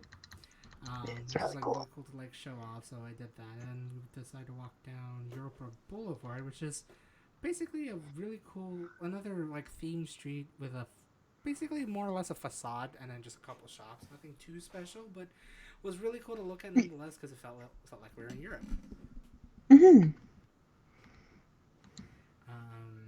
But yeah, I think actually we did manage to find a shop that we managed to like purchase quite a bit of things in. Mm-hmm. Yeah, you used to. You used to. Surprisingly, I got like a bento box for like $8. Yes, you did. I forgot about that because I know you've been also looking to get a bento box because, well, at Dragon's uh, Tail, right? Yeah, Dragon's Tail. Yeah. You got a Pokemon Pokemon recipe book. Oh no, Rolling Tales. The A Rolling stop Tales. the on the first day. I Yeah, put it I in got like words. we walked in and the first thing we saw was like this Pokemon cookbook. And it's like very easy, simple recipes to cook, but a lot of it is like rice based, so like Mm-hmm. naturally it would fit really nicely in a bento box. I'm like, oh fuck, I need a bento box now. Cue a couple days later, and I got a bento box for like $8. Yeah, like because we went to like a couple of other stores as well, and like she noticed like, hey, there's a bento box, but it's kind of expensive or whatnot like that. But then yeah, Yeah, we went to USO and just suddenly, hey, look, there's a bento box. Oh, hey, look, it's just like yeah, pretty cheap. So now, yeah. I kind of we could probably go on this aside because of that Pokemon recipe book. You have added some new incentives on Extra Life. Yeah, so my fundraiser, Extra Life, which I haven't opened the stream back up yet, my bad. So if you have a chance to like do the little thingy, Yeah, um, we'll do that for you. I updated an incentive where if you donate $25 to the charity or to like the local hospital here, which hey, you actually got to kind of see from a distance, Oh, really? um, Yeah. because it's part of the U of A hospital. The Stollery Children's Hospital is part of that whole big building there. Mm-hmm. Um, if you donate $25, I will grab a random recipe from the book and either film it or stream it making it. Ooh. Or there'll be a lot of pictures and me going, this is fucking yummy. So Mm-hmm. yeah. And I put like some sample pictures on Twitter of like things you can make. There's like a cute little like Bunary, like little hamburger like thingy that's really cute. It looks like a Bunary, like the Pokemon itself. Mm-hmm. You can make some Pikachu like Ami rice. That is And cool. it's just like really cute. So yeah, I added that as an incentive, and I've received some really good comments and feedback from people on Twitter from it. They're like, "This is a really cool idea," and I was like, "Thanks. I hope it actually brings in some donations." So if you want to see what I'm talking about, please donate $25, and you can see some cute Pokemon food that I'll make. Let me look at this real quick. I have a stream. That's fair, and maybe I'll show off the bento box I got. That's true. Yeah, there's a really Dragon cute Hearts. like Piplup uh dessert, kind of like a yogurty based dessert. And I'm like, oh Piplup. I Yogurt. want it. I will. So yeah, it was really cute. Um, Here we go. So like I'm trying to get on the stream right now. It's like some of these are like very cute stuff. You got side Pikachu, some for rice ones. These are so good. Right, they're so cute. So added as a new incentive. I was debating $20 or $25, but I was like, you know what? I'm gonna have to buy a lot of groceries and kind of plan for these things. So I was like, let's make it 25. Look at the little Buneri. Look at it, Yeah, it's they're so so cute. cute. So Oh, if you guys have some spare change along the way, especially if you have or have 25 Canadian dollar, no, U.S. right? it is US. Yeah, it is US based. So if you have $25 to like spare, she can make you something really really cute, and who knows, it could either be live stream or oh, just yeah, shit ton of pictures. I'm glad to Hmm. be supporting the kiddos. Yeah, it's like they need it, man. This pandemic has been such a fucked up experience for like everyone, but I've heard some stories from the Stollery itself from kids like some of their surgeries being canceled or moved around or they didn't have enough beds for them, so they had to cancel like treatments, and I'm just like, fuck. It just feels so bad. That's why like doing this kind of charity work every year is really important. Mm-hmm. Yeah, for me. There you go. So I don't know if you can donate that. That'll be cool. We'll see some extra content from Dragon. I'm making these Whoop really cute whoop. things because oh my god, yeah, we looked at that book. It looked really good. That was so cute. So with Kawaii that, now desu. has an associated bento box to work with. Yeah. So now all the decorations will be like all in the box. It'll be so awesome. It's so cute. I can't wait. Like, it's just so exciting. Um, but yeah, we got like a bento box there. I got like these cute little sticky notes that I'm honestly gonna only use for like little reminders for Daryl because I always have give reminders from. I Because it's just really cute because there's like two little fucking like dragons just like curled up like near each other, giving each other hugs, and I was oh like, oh yeah. Yeah, that was a nice little store that like I didn't even know it was there because like I never really go up in Europa Boulevard and one right. because I'm like meh because there's a nice little cafe there and like a nice little eatery, but otherwise like I never really go shopping in any of those areas. But then No. I saw that I was like, oh fuck no, I gotta come back to the store and Right. get more bento boxes apparently. And a Right. lot There's of a really lot, other a cute lot of cool things too. stuff. Yeah. It's like I had avocado squishmallows. Avocado. but basically for this store, think basically like a mini sale, but just a little bit more expensive. But has like really cool products in there. Yeah. And if you haven't been to a mini sale, think of a dice set. If you haven't been to a dice set, think the Dollar Tree. I can go on. Pretty much. I can go on all day, folks. Um, yeah, and so we managed to go down through Europa Boulevard, record a little bit. Really, really nice facade. To explain Europa Boulevard, like the facade, if you've ever been, and it's probably gonna be even more specific, but probably more general for people if they've been to Vegas. If you have been in either the Caesar's Palace or the Venetian, I believe. Yes, the Venetian, where they have Hmm. like the facade of Italy and all that stuff. It looks like that. A Yeah. little bit more colorful, a little bit more brighter at Europa Boulevard compared to the other two. But that's the sort of facade, and it's like it really pops. Makes the mall pop out a little bit more. It doesn't look like any bog standard mall. It has like their own themed streets. Hmm. So yeah, we decided to go walk over there, and then we viewed the pirate ship from a handful of times. We actually viewed the pirate ship from the first floor before going to the movie theater and Europa. And we decided to view the pirate ship from the second floor as we head towards TNT Supermarket. Now, don't ask why, but I was kind of surprised being on TNT Supermarket. Let me just say, TNT Supermarket is just a chain of Asian supermarkets in Canada. And I know for the fact because apparently they're everywhere else in Canada. Hmm. However, for whatever fucking reason or another, they have better products than almost any other Asian store, whether it's general or specific, in the United States. For whatever fucking reason, you guys have better items and cool shit. I was like regretting and glad to be sent here second to last, because Hmm. otherwise, goodbye all money.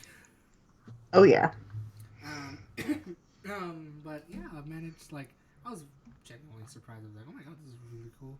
Asian supermarket. Oh my god, they have stuff that I've never seen before. What the fuck? Hmm. And then I started questioning. I was like, as to why do you guys get cool shit but we don't? Because normally you get cooler shit in other areas of like life than Canada. So this is our one little like claim to fame.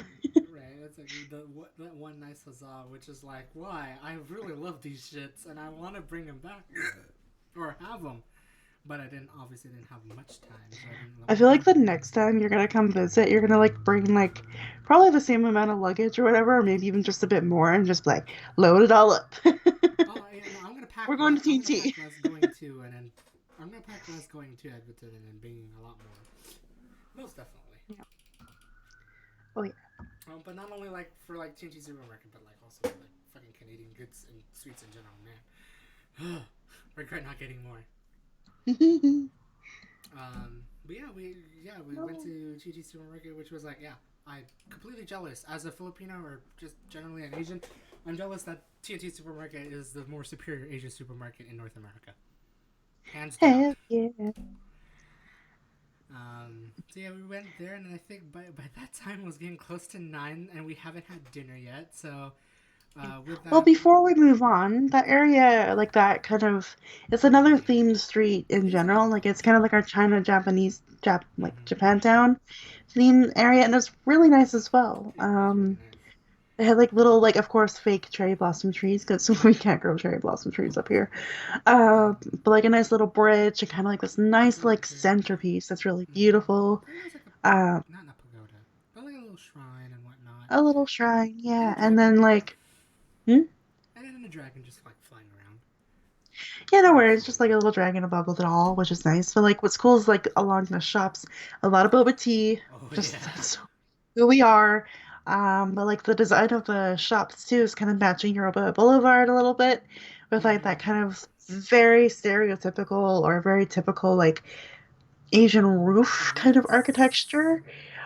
So it really is like a beautiful little area to go to if you want some like It's a really Asian it's a really style cool stuff. picturesque spot as well, just like Europa. Yeah. Yeah, One of it my definitely feels like home. favorite selfies we took were that was there. Yeah. It was a really cool spot. Yeah, like definitely it is very Asian inspired. Like definitely Asian inspired. Definitely like you see like basically if you're like walking down like a main street in like Taiwan or like well mainly Taiwan or Japan, maybe China as well. Like just have like the little shops and whatnot right beside you and all that stuff, and has that little very Asian style decor. It's hard. I don't know the exact words for that. I wish I knew more of Eastern architecture, but unfortunately I don't. Asian architecture. Technically, I remember what that's called now. That area is called Japanese Village. Okay. So it is meant to be like a village themed kind of style Yeah, based like a in Japan. Japan. But like Yeah, all the definitely. shops around there were either like were either Vietnamese, there's some Thailand Thailand, themed Chinese, things there, Korean. or some Korean, and yeah, a lot of like pretty good representation of it all, Mm-hmm. And especially then within the yeah, market. and then eventually you have basically what's attached TNT Supermarket, Yeah. which was like, damn. But yeah, like again, it just like brings out them, like makes them all more very unique with the variety of attractions, amusement, as well as themed streets to make the mall just not look like a bog standard mall. Hmm. It's basically the destination, I would say, um, where you could just do basically everything. It's the true one stop shop and fun, Hmm. like truly the place to hang out. But yeah, like right after Japanese Village, we went back down to Bourbon Street to have a very fancy Italian meal at the Old Spaghetti Factory. Um, Yeah. I mean, I didn't mind. There was quite a lot of good restaurants there, not gonna lie. But for whatever reason, my eyes started panning towards Old Spaghetti Factory because I've been always wanting to try Old Spaghetti Factory, but there's really not much here in Northern California for whatever fucking reason. So when I Hmm. saw it there, I asked her just to say, "Are you okay with that?" Outside, and like we honestly at that point, like we're really trying to find food because it was already getting pretty late. Like it was already Yeah. 9. So like we were like we do need to get something in our stomachs, and most likely we're not going to go anywhere further than West Ed. No. So we're like, why don't we just go down Bourbon Street? Because I didn't also think we were feeling for the mall court food, and thank God we weren't. So Yeah. we really went for like a little bit more nice sit down, proper sit down, and yeah, I decided to choose Old Spaghetti Factory, which was like, oh, I want It some was more. really good. That was really good. Getting some spaghetti and meatballs and then fried some cheese and all that bread and then there's Yeah. tiramisu. I have pictures for that. Look at Instagram. That was my Friday pictures. Apparently, that was my only Friday pictures. Yeah. I was a pretty good photographer for like the trip. Yeah, I did Um, more video for and you had to try photos. Italian cream soda. You had a sip of Ooh, mine. I did. I did. It was good. And I felt like I had the most proper tiramisu ever. Being Yeah, told it was to so design good. it. Oh, such a so good. Thank God we shared. I did tell her initially that's like, no, I want mine one for myself. But after having a fucking heavy dinner already, I'm just like, all right, fine, let's check. I'm not gonna finish the whole shit. So yeah, we had that quite heavy dinner Hmm. to end the day with, really. Yeah, from there we headed back to the hotel room, which isn't so bad. Surprisingly, between our hotel and West Side, it was like a really like a 5 to 7 minute trip on an Uber, which was Yeah. we were pretty close to West Side. Because Yeah. we had a fun time trying to figure out where we're gonna stay. Was either gonna be downtown or West End, and we really like tried to figure that out. I was like, I think we'll be better off being close to West End, I think, over downtown because I think it's just kind of easier to get to places to drive back and forth ish um, compared to downtown. Yeah, because like we were by like a lot of the main drags, like main roadways, like on Mm-hmm. where we were staying at, Yeah, which means getting to places faster. So yeah, it would have worked out better. Whereas downtown, you have to fight the traffic and the pedestrians and the bullshit and the construction that was downtown. there was quite a bit of construction downtown. I forgot about that. Yeah, yeah. But no, okay, I'm gonna say this in a very short thing because we didn't say it yet. Mm. Unfortunately, the hotel we did choose was apparently right next to where you work at. Right. Yeah. We were like so excited to be like at the top of the tower, had a great view of downtown, and then we looked down and I'm like, oh Fucking fuck, that's the actual like superstore grocery store that I work at. yep, Motherfuck, really? So that right was a there, beautiful thing. right there, smack dab right in front of us, right in the foreground. While in the background you see downtown Edmonton skyline. Yeah, and I was like, oh, okay. Easy order.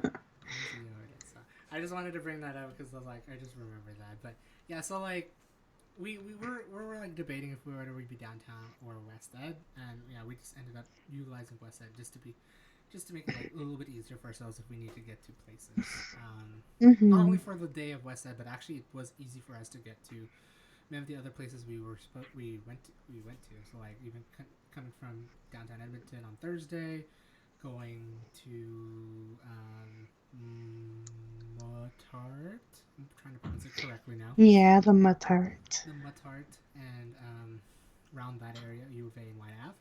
So it just like it kind of made it easier for us like to be around there, even if it took a little bit while. It wasn't too bad compared to I say if we do downtown and we may have a hard time like maybe like finding food or anything like that. Which again for this hotel we had a Denny's and there was like a bar or a bar restaurant It attached to is it. a chop steakhouse. Oh yeah, steakhouse. Didn't get steak because well, do, I wish I did, but I wasn't ready to spend the hard-earned cash for that just yet. Yeah. I'll wait for a later time. Um, but You yeah, still had Alberta beef though in the meatballs, which is I nice. did. Because my That province is known for its beef. was some good ass meatballs though. Hmm. Some good ass meatballs, some good ass spaghetti. I need to find like a proper Italian place now here and just try to compare it. Which I know I'm gonna be my wallet's gonna be crying so much. Well, Old Spaghetti Factory wasn't too bad for price, No, surprisingly. it wasn't. It was priced competitive. It was priced decently. Um, like to be fair, both of us are working. We're not college students, so like we could more or less afford it. Um, talk to Sure. us a couple years ago, probably not. We'll be like, what the fuck? You want me to spend this much money on Yeah. this? Now it's just like I don't mind. Yeah. But at the same time, it could have been worse. So like in terms of pricing, so Hmm. that was a pretty good thing for the buck sort of thing to end with. Yeah, we from there we Ubered right back home, back to the hotel, and then I think the rest of the night I just fixed up our computer as best as I can, which was for whatever fucking reason I had a fun time trying to rip off the bottom panel of her laptop.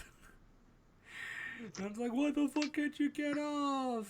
20 minutes later, I managed to get it off. Why the fuck did that take me so long? But Yeah. yeah, we managed to like get the laptop all back up and running. Have like nice fast SSDs. Now everything should be more snappy than what it is before and all that stuff. Oh yeah. And we just basically chilled the rest of the night watching. I think what the fuck we were watching. We were watching like the Food Network. We were. I know, it was Watching Guy Fieri. Guy Fieri dies to Dabs. I forgot about that. Um, yeah, we like chilled out for that night as well, and then woke up once again for Saturday, roughly at the same time as Friday. Got some good old Denny's breakfast, which this time we got pancakes for both of us. Yeah. Got cookie dough, I believe. Yeah, cookie dough pancakes. Cookie dough pancakes, which is a limited edition for Canadian Denny's. Whoop And then whoop. I got Choco Banana, which was had some Ghirardelli chocolate. So I had the heart of San Francisco, even though I live here, in it. Mm-hmm. But I also had a chance to try some proper Canadian maple syrup, Oh yeah. which was really, really good. Like, Mm-hmm. um, it was like a really nice breakfast, pretty heavy breakfast nonetheless. Then from there, we took an Uber all the way to the Muttart, Yeah. which was a very, very interesting place. It's a very, like, you could probably explain it a lot better because my words are kind of fucking up everywhere of how to explain it. But aside from being 4 pyramids, but it's basically what not really a terrarium, but what's the word? I can't think of the right word. Each pyramid features a certain biome in the world. So there's arid biome, which is desert, of course, like your Sahara Desert, kind of feeling to it. So very dry and very like cactusy. Then there was like the tropical biome, which is like very Caribbean, kind of like around the equator style stuff. Very like kind of really humid in there. We naturally, sweated in there like quite a bit, actually. yeah, it was really warm because naturally that's the environment that these plants all thrive in. And then there's temperate, which is kind of basically North America, or like northern hemisphere of the world, which I was like, this boy, I swear to God. Oh my god! So when we were getting our tickets, for the Muttart, Muttart, the lady who was doing the sale, right, or like briefly explaining to me about like all the biomes, just as the dragon did. And then she eventually talked about the temperate biome, and said like what temperature was set in and everything. And she said one very specific phrase. She said the climate in there is supposed to be something like Northern California. Mm-hmm. Hi, I'm from Northern California. Yeah. So like we started kind of joking around, and she ended up saying it. And I was like, well, hopefully you can give us critique to see if it's exactly like Northern California at that time of the year. I was just like, okay, you better be ready. Yeah. And then the fourth biome was always a special biome, depending whether it be the season or sort of thing, right? It's a featured biome. So throughout the year, they have different special events or themes that will be in the biome. So for ours, it was spring bloom. It was the featured So biome. pretty. Yeah, because like I had a lot of the typical spring flowers that you'd see, at least up here, like tulips, daffodils, hyacinths, and like those kinds of flowers that are like usually the first to bloom in spring. And it was beautiful. They had a cute little fairy garden in that biome. It was really precious. But yeah, basically it's like environmental biomes that were in each of these pyramids, and it's glass pyramids because like again it is like a greenhouse structure. And so like they had little pathways walking around through it. Some of it had like some decorative stuff throughout it, especially at the arid biome because it is desert. So like they had some cute little like glass or like ceramic like lizards and things like that in there. A couple of the other features had some cute little like creeks and things that were running through some of the center areas. Creeks, waterfalls. I remember in the temperate climate. I think it was the temperate climate or in the seasonal one. I forget which one had like there was like I believe a pagoda. I think that was the one I saw pagoda at. Yeah, that was the temperate, I think. Yeah. There's a temperate one that's really unique. So like I think there was that. I think that biome was the one that was like, oh my God, Daryl, stop talking about Northern California. But again, all these plants are like all over here, like all over North America. Yeah, But at one it's point, like they do have really cool, unique like Japanese plants and they things. So there's a did. pagoda there, and they have like a little shrine, and they have some bonsai trees throughout. And I was like, oh, that's really cool and like unique to kind of like represent that part of the world because Yes, technically, that part of Japan is kind of in the same temperate zone as us. it is. Yes. So it was kind of cool to actually have that in there as Hmm. well. But this boy could all talk about California I know, in like that biome. I know, like most of this, like I saw like North American thing, but I also see like a couple like Eurasia, European, Asian plants as well. I was like, ooh, that's very unique. Like usually that's never again never grown in North America, so it's cool to really see that there. Mm, Um, I did quite a lot of commentary surprisingly, because you the did. ones that one like really popped out. Well, no, all of them did really. Mhm. On the tropical biome, I really compared it to the Philippines because I was there in 2019. So it was interesting to like see many of these plants. Like to be up in the way far north is rare. It's obviously not going to survive outside, but to Mhm. be in this sort of like this greenhouse to like show what kind of plants grow around the area, that's really cool because especially if you're not a person who travels, like goes out, travels worldwide, you will never see these sort of plants. So Mhm. like it took me a bit. I think it took me until no, it took me when we really got into the tropical one. Like after a couple minutes, it took me like I finally clicked on me as like as to why they have this here. It's really meant for those people who never would either never go to this place or can never have a chance to go to other places in the world, Mhm. which will have like a tropical biome or an arid biome, or a different part of the temperate biome. Like, if you cannot travel, this is like the next best thing to experience what they experience. So it was like it finally clicked on me once I saw that. It's like this makes a lot more sense now. Like, um, not only I believe it could be also used for research. I believe you said there was. I think you told me like it was used for research from time to time, but also it's just a really nice place to experience new things, especially up in the way far north. Um, so I did end up doing quite a lot of commentary for this one, only because I'm speaking from experience. For the tropical, it was the trip to the Philippines. For the arid biome, it was my road trip last year. Temperate, where I live. So experiencing all that is just it starts to make sense to me now that why this is here. Um, Mhm. in a view that is not me, because yeah, if you don't have the chance to see it, this is the next best place to be to experience that. Um, So it was very cool to like see all that, see very unique plants. Obviously, hopefully, maybe I'll see it more frequently if we do travel to like Europe or Asia. I am back. What did I miss? Why am I banning? Not some, probably no one, except me, I guess, because I ran a red light. Oops. I'm seriously playing this game with no sound. It just very doesn't really help, but also does help because now I could think. Um, Mhm. but yeah, no, being at Muttart was pretty cool. Was definitely cool to be at. Like not only as a structure, like a place with very unique structure, but also being inside in those different biomes.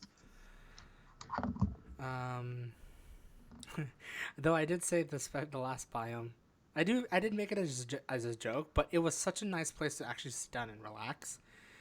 In the Mhm. seasonal biome, it felt like I was in a fucking home improvement store. Not gonna lie, because you could also see those sort of flowers there, but the how they displayed it was amazing.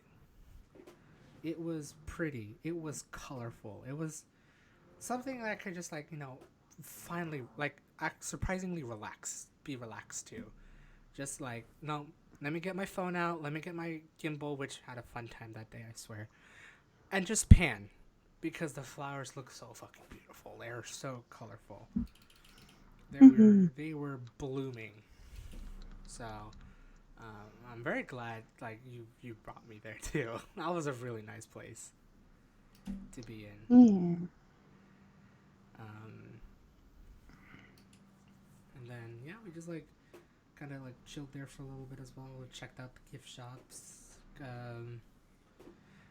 Also tried out another Canadian staple. Yeah, there's like a little cafe in like the Muttart. And I was like, I'm not gonna lie, like leading up to him arriving here, I was like, I gotta get him to try as many Canadian things as I can. So naturally, like, Tim Hortons, poutine, all these kinds of things. And like the Mm-hmm. last thing that I could not find before he got here was Nanaimo bars. And so I Oh, the looked Nanaimo over at this bar. cafe and I was like, Daryl, there's the Nanaimo bar. You have to try this. Yeah. And Um, so I got a coffee, and then we got Nanaimo bars, and yeah, he got to have a Nanaimo yeah, bar. we got to finally have a Nanaimo bar, which is hilarious because I took the picture and I remember uploading it on Instagram later that day. Literally, all my parents and aunts, it's like, oh my god, that looks very sweet. It's like, well, yeah, it is, but it was really good.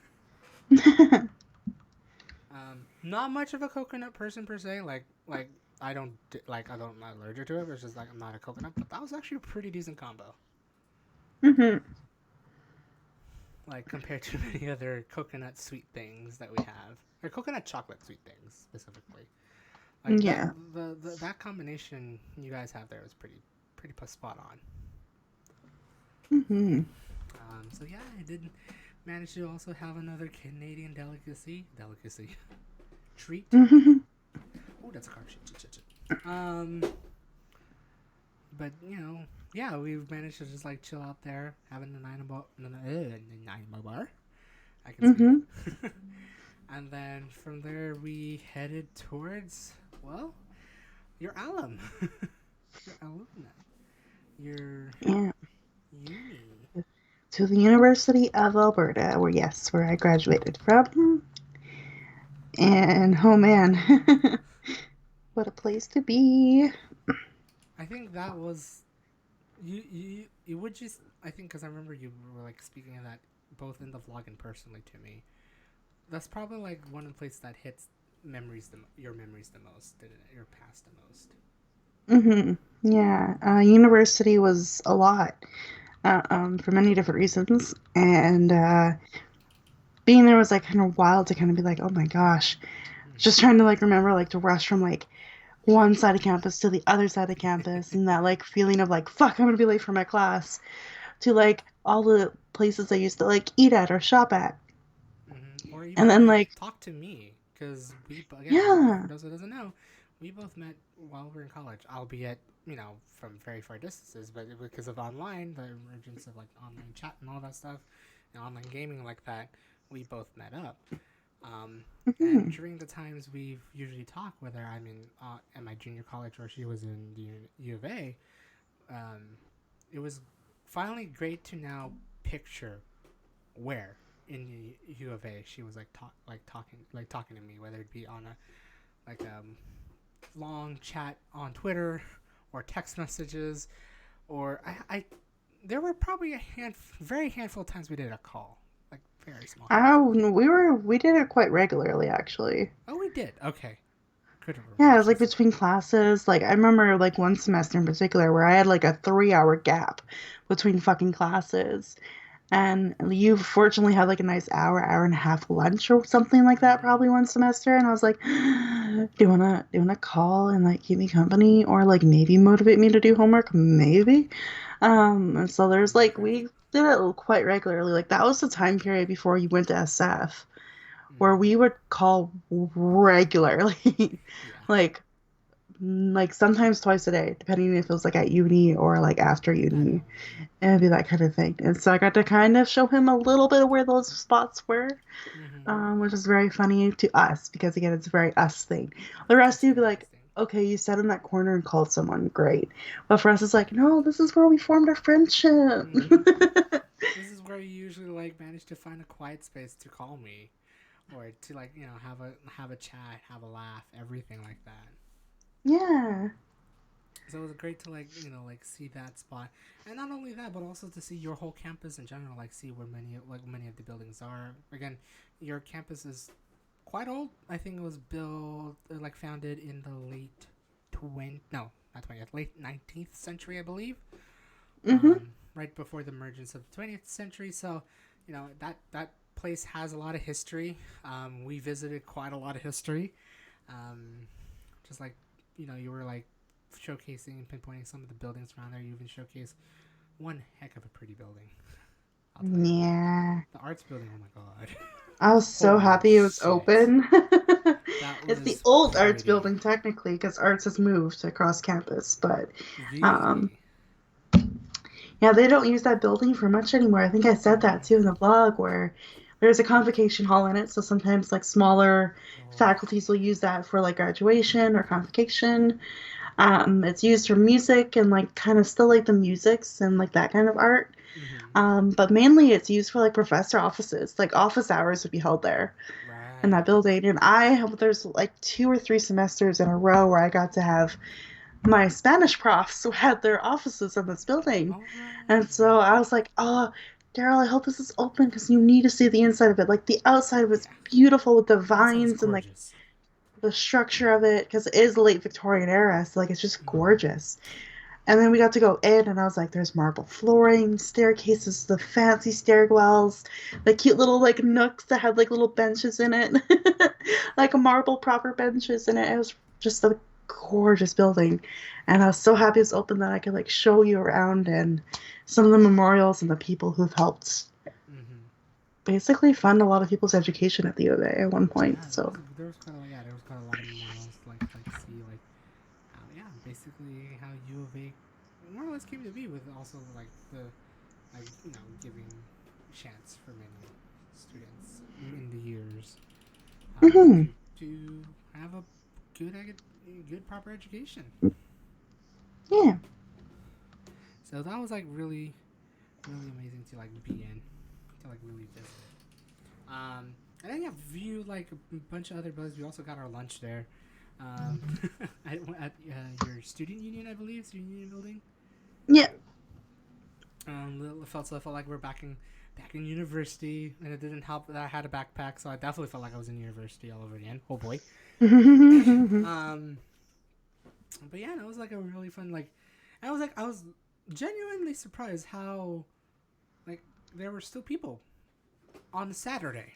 We were there at U of A on Saturday. Yet I was genuinely surprised of like how many people were out and about either grabbing food, studying, or whatever. What we assume, I think you maybe can confirm, was like I think it was probably the end of the semester, supposedly. Maybe some of them Yeah, were they doing are about a finals and week or whatnot. two out from finals right now. Mm-hmm. So they're about to cram here, or just preparing to cram, or finishing up some final projects over the weekend or whatnot. But I was like surprised to see some students walking around. Um, but yeah, Yeah, I shared some funny stories of like students using to like, because the building that we were at, student union building where we had lunch, that mm-hmm. building's open 24 hours, like throughout the semester. Ooh, I see. So some students would actually like bring like sleeping bags or blankets and Yes, like you did tell me that. cram the fuck out and just like stay there 24 hours, nap for like an hour here, a couple hours there, and like go to sleep and then like wake up and just keep cramming and keep Yep. studying. Yep. I remember you telling me that, and like a bunch of other places, like other people will take like naps and whatnot.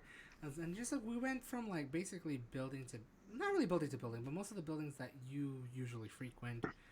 Other buildings we just did like an exterior tour of like what this is, all that stuff. Went through like from the west side of the campus to the east side of campus, which was where most of your stuff were at, like most of your classes were at. Yeah. And then just like walking there, eventually managed to see the river valley, which unfortunately we didn't see the river valley on Thursday. I forgot to point that out because we were kind of running short on time. We did quite a lot on that Thursday, but it was nice to finally like be close to the river valley on that Saturday. I think I managed to capture some parts of it. Probably not the best, but I tried. It was really Yeah. cool to finally see that once again. Um, and then yeah, we just went from building to building basically, just like like you're just providing like what buildings these are, whether like it has history or whether it has like historical history or personal history, which we may or may have not shared.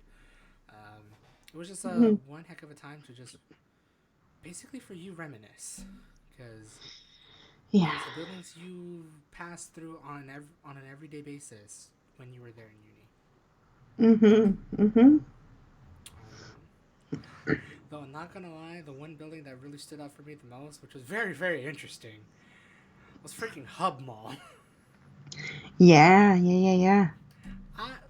Okay, how I can explain Hub Mall to those who have never been to the U of A? You're mixing a shopping center with restaurants and shops, and like certain facilities that university students can use, like laundry and such, and then have Mhm. housing up on the second and third floors. Yeah. All inside, like all the shops and such are inside. They're not facing outside in the cold. They're all facing inside, like a mall. Yeah. Yeah. And I'm like, what the fuck? Mhm. What is Yeah. this So building? Hub Mall is really unique because like the first floor, like on the ground level, are like rooms and centers and things like that. So like we've got some student association Yeah. centers, in these like kind of basically like classrooms or labs. Basically, Mm-hmm. I used to do like a cooking class in one of those rooms. I forgot to mention that. And I was going back in some of my memories. I was like, oh fuck, I went to like free like learn how to cook a meal night. I was like, Jesus Yep. Christ, I did that. Um, so like the bottom levels like full of these like classrooms or labs or just centers for like I think one of the South Asian Student Association I think is in one of those rooms down on the bottom floor. And then yeah, it's like narrow stairwells that go up, and then the second floor is where all the shops are, some lounges, food restaurants, fast food places, printing centers. There's a Mm-hmm. law firm there. There's an immigration services there, all along this Yeah. kind of really I super long strip Yeah, I forgot about building, there's like basically. law, accounting, immigration. And just like, holy shit, Yeah, why would you international students or those who need to do their taxes or everything like that? Like, it's the yeah, literal one-stop shop for uni people, yeah. And then students. like above all of that, that you can see from that second floor is student residences. Mm-hmm. So like there's like rooms above all of that. So it's just like this really narrow, long, lengthy building that just has everything in it. Yeah, It's really good. I was surprised because I remember she explained like Dragon explaining this throughout the time we've always been friends. Whenever she went to U of A, about Hub Mall, it's like they have everything in there, and then I'm just like trying to picture it in my head. It's like really, and I might like I think you may have shared, and I've done research of like what Hub Mall is and looked at it, and it's like I can't believe it. Once I was in there, I'm like, holy shit. Yeah. This is literally you literally don't have to go out if you need to per se if you No. live in Hub Mall. And like there's pedways too connecting from like building to building. Oh yes. So like from like the business building, like the Tory business building, to the humanities building where I had a lot of my classes in. Mm-hmm. And then it goes all the way down to the other end where like the LRT and like train station or like Directly to transit like the is. downtown while being in there too. Yeah, and then like it kind of continues on a little bit further, and there's pedways to take you to some of the more buildings on the north east side of Mm-hmm. of the campus. So like you can stay indoors for most of it, or at least for like a lot of your commute. So like for me, I had to go from the very very north side of campus, all the way down to the education building, which is kind of central southish of the campus. Yes, I believe. And it's about like a 15-minute nice little jaunt. But what's nice is I can remain mainly indoors through using Hub Mall. Which makes a lot more sense because obviously during the winter months and everything like that, when it's fucking snowing or fucking cold, Yeah, you just be warm and stay in Hub Mall. exactly. So yeah, But it's a really, really unique little building. I was so excited to show him this one because I'm like, I've talked about it for so many years, like yeah, being there. And now I'm like, now you get to see what's really fucking cool about this place. now I understand that Yeah. place. Now it makes so much more sense. It's like yeah, I could like get some shit in this building that is like has residency and other things. It's like really that's so weird. And that one It's thing that blew his mind because we stopped and took a little break there from walking and such. Right yes, beside us where we took a break was like this little like collector like hobby anime coffee place. shop. Yes, Yeah, I'm just like, all right. Why did like literally that sold me immediately. I'm yeah, not a university student anymore, obviously, but I was yeah. completely sold because there's a hobby shop in there, so you can get this place you could stay, sleep, do your laundry, get some food, get some school supplies or any other supplies, get some all that shit done, any services done. And if you want to fuel your hobby, go to the fucking hobby shop. I'm like, what the hell? This shit has everything in one fucking building. Yeah. I am shook, but I'm amazed. Yeah, it was pretty cool. I just remember, like, I didn't even think about it because I was like, I don't know what else to really show him besides, like, education building because that was the last stop. Mm-hmm. And I was like, wait a minute. Like, and then he pointed out, I was like, oh, fuck. That's right. The store is still here. It's still here. So I was just like, no, I was genuinely surprised and very glad to see Hub Mall after being explained to this by Dragon so many a times in the call. Hmm. Yeah. It like I could not picture it until I visited that place, and I'm very glad we visited that place. It's so random, but it's just because you can only hear so much and can only picture it so much, but until you visit it, you wouldn't know what it is.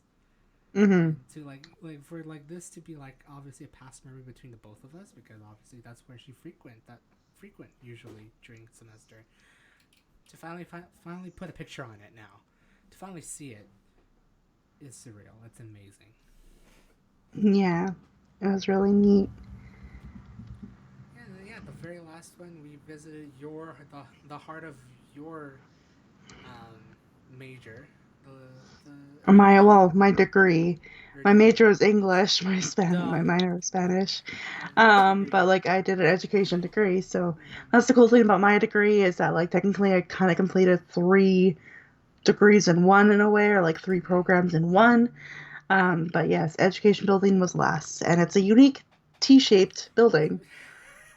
Um, Which has very confusing directions, especially if you're a student and doesn't know where to go. And once you pointed it out and we went to the other building, it started to make sense, and I hated it so much hmm hmm because I So, realized how confusing that is. yeah, so to explain it a little bit, Education Building is a T-shaped building.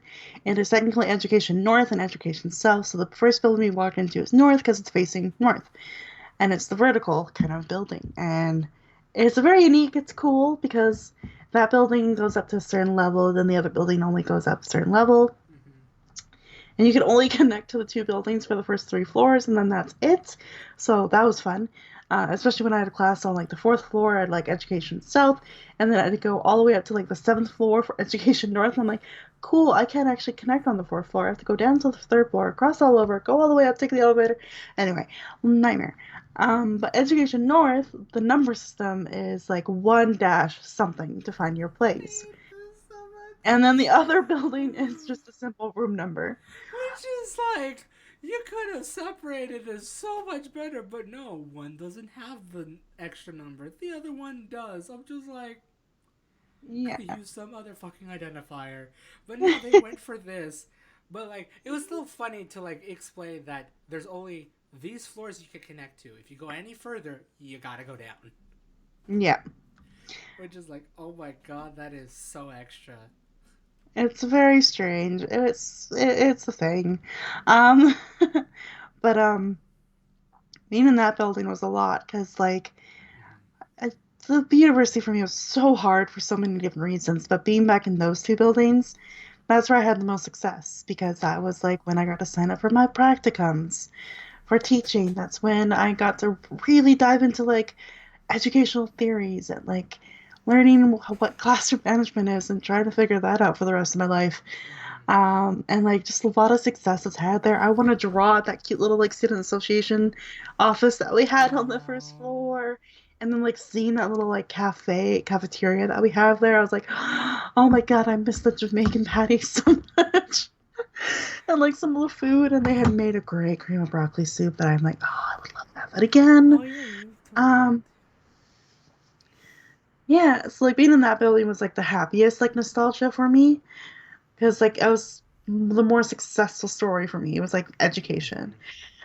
The rest of campus was full of it's like, oh fuck, because I think I remember told Daryl like when we were in the Students Union building, I was like sat at one of the tables there, and I Mm-hmm. found out that like my grandma passed away. Yeah. And then like there's other like spots where I'm like, oh, this is where I found out that my grandpa passed away. And this is where I found out that my friends hated me, didn't want to be my friends anymore. Like there's Mm-hmm. so many like really awful things that happened all across campus, but education was like the one place that I walked into and I was like, this is me. This is my success right here in front of like your audience now, Mm-hmm. technically with the vlog. We did. So Yeah. it's really cool to be in there and like kind of share a lot of the memories. Mm-hmm. It was, and it was again. It was like overall, it was great to like finally bask in where you're where you used to be again. Where this was the daily lives for both for you. This was the daily life for you when we were friends. Hmm. Well, our friends, but like back in the early days, just to like know that I like while we may be conversing on Twitter or text message or whatever, this is where you're walking on almost daily basis during your Hmm. semester. So to see that how far we've all come, Yeah. and finally for you to fully re-experience that as a on the tour of U of A, it was surreal. Because it's just where it basically is where we're coming from for both of us. Um, Yeah. the highs, the lows, the yeses and nos, all that stuff. So Yeah. it was nice. That was like a really nice way to like pretty much send off the rest of the trip. Again, we did more things after U of A, but like I've now like going back through this, it was a quite amazing send off because this was truly the place to reminisce everything, Hmm. to know where everything started from between both of us. So, um, I know we recorded a lot. I know we recorded a lot on that too, and I think that's definitely my final day. Unfortunately, I didn't record much of Whyte Ave, per se. No. We did do a brief brisk walk around Whyte Ave, which was pretty nice, which is really cool. I know you did also take a couple of pictures, like all the historic stuff that I think you did share to me. Um, Hmm. I depends. We'll see of how I managed to end the vlog in U of A, and maybe share a couple of photos or anything like that. But yeah, that was really nice to like visit your your campus, your college, your university. Hmm. Um, definitely gave the night like a very reminiscent vibe. It's just like how I went to like SF State, just going back, like doing like a little quick walkthrough, and just like I remember missing walking through down these pathways and all that stuff, getting from class to class and all that. So I'm glad Yeah. that we've also experienced it for you too. Hmm. Um, and that was one heck of a walk. Not gonna lie. I think we were there for like a good 3-ish hours because I think by the time we left U of A, I was close to 5, I believe. So it was like getting the height of like the dinner-ish rush. Probably a lot of people are starting to head towards like the bars or doing some shopping, especially heading towards our next location, Whyte Ave. Hmm. We did have to take a little jaunt on your public The bus system, boys. Yeah. which like, it wasn't too bad. I guess it was obviously I didn't think it was like a busy route per se, but who knows? It probably gets busier at night, sort of Yes. thing. But yeah, we managed to jaunt ourselves down to Whyte Ave and explored a couple shops along the way. Well, first I went to a 7-Eleven because thank you, Tony. I have to explore 7-Eleven now, and so I did and grabbed a couple more things, which I felt like I should have grabbed more. But you did show me a couple of like shops there, like 1 or 2 shops there. I'm trying to remember the first one, what it's named. Wherein pigs fly. Yes, which was a very very interesting. I'm gonna say this now. I feel like it's a very interesting gift shop. Hmm. Um, it really has a lot of things that you just don't expect Yeah. for the better. Oh, yeah. Um, it's very, it's no, it's not cliched. It's very unique of like all the products they got in there, but it's like really cool. And it's like I was so tempted to buy a couple of things. I'm just like, oh my god, I would like to carry this. Holy shit. Um, I was like, oh man, I want to try this. You know, like there's like a couple things there, and it's like, man, do I really want to spend on it? Like like there were times I was in there, I was like biting my lips. I was like, oh, do I want to get it? But a lot of cool shit in that store. Really, really awesome place to like just like find some random. Really, truly the place to find some random shit. Yeah, from like the sentimental gifts to gay gifts, they had everything in They there. do have it. I love all their gag gifts though. It's so good. Yeah, Gag like they had like gifts, a soap bar games, that was like, yes. hey, look at the like it had the soap bar, Mm-hmm. and it said gay bar on it, and I was like, hey. And joke. Don't drop the soap. Get it? Anyways, Mm-hmm.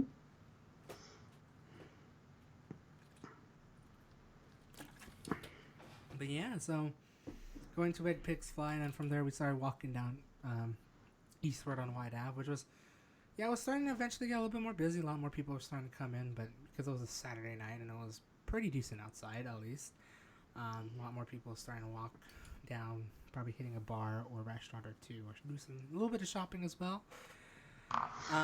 But the next thing we were trying to get to was Pablo Cheese Tarts because during the time we were looking for places to go and find places to eat, we did.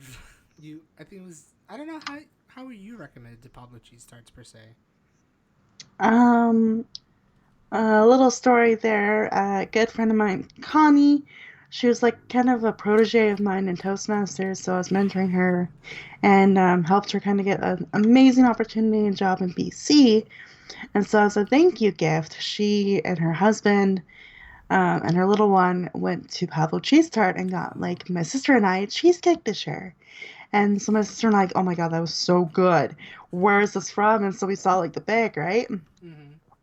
And we looked up like, oh my god, I want to go again. And then cue a few months later, where my sister started her second job, and that's one of their favorite treats to get while they're working at night is like Pablo cheese tarts. Oh. And so my sister brought home some of the mini tarts from there, and I was like, oh, oh, these are so good. And I'm like, I gotta take Daryl. Yeah, and it was funny because I think probably like roughly the same time you were having that, I remember getting cheese tarts over here, and I was just like, oh my god, these are so good. And I've always loved cheese tarts, like cheese tarts, egg tarts. That was always my go-to thing, and like going to like a surprisingly an Asian bakery because even though cheese tarts are technically Portuguese, it's very popular in like Taiwanese Asian set culture.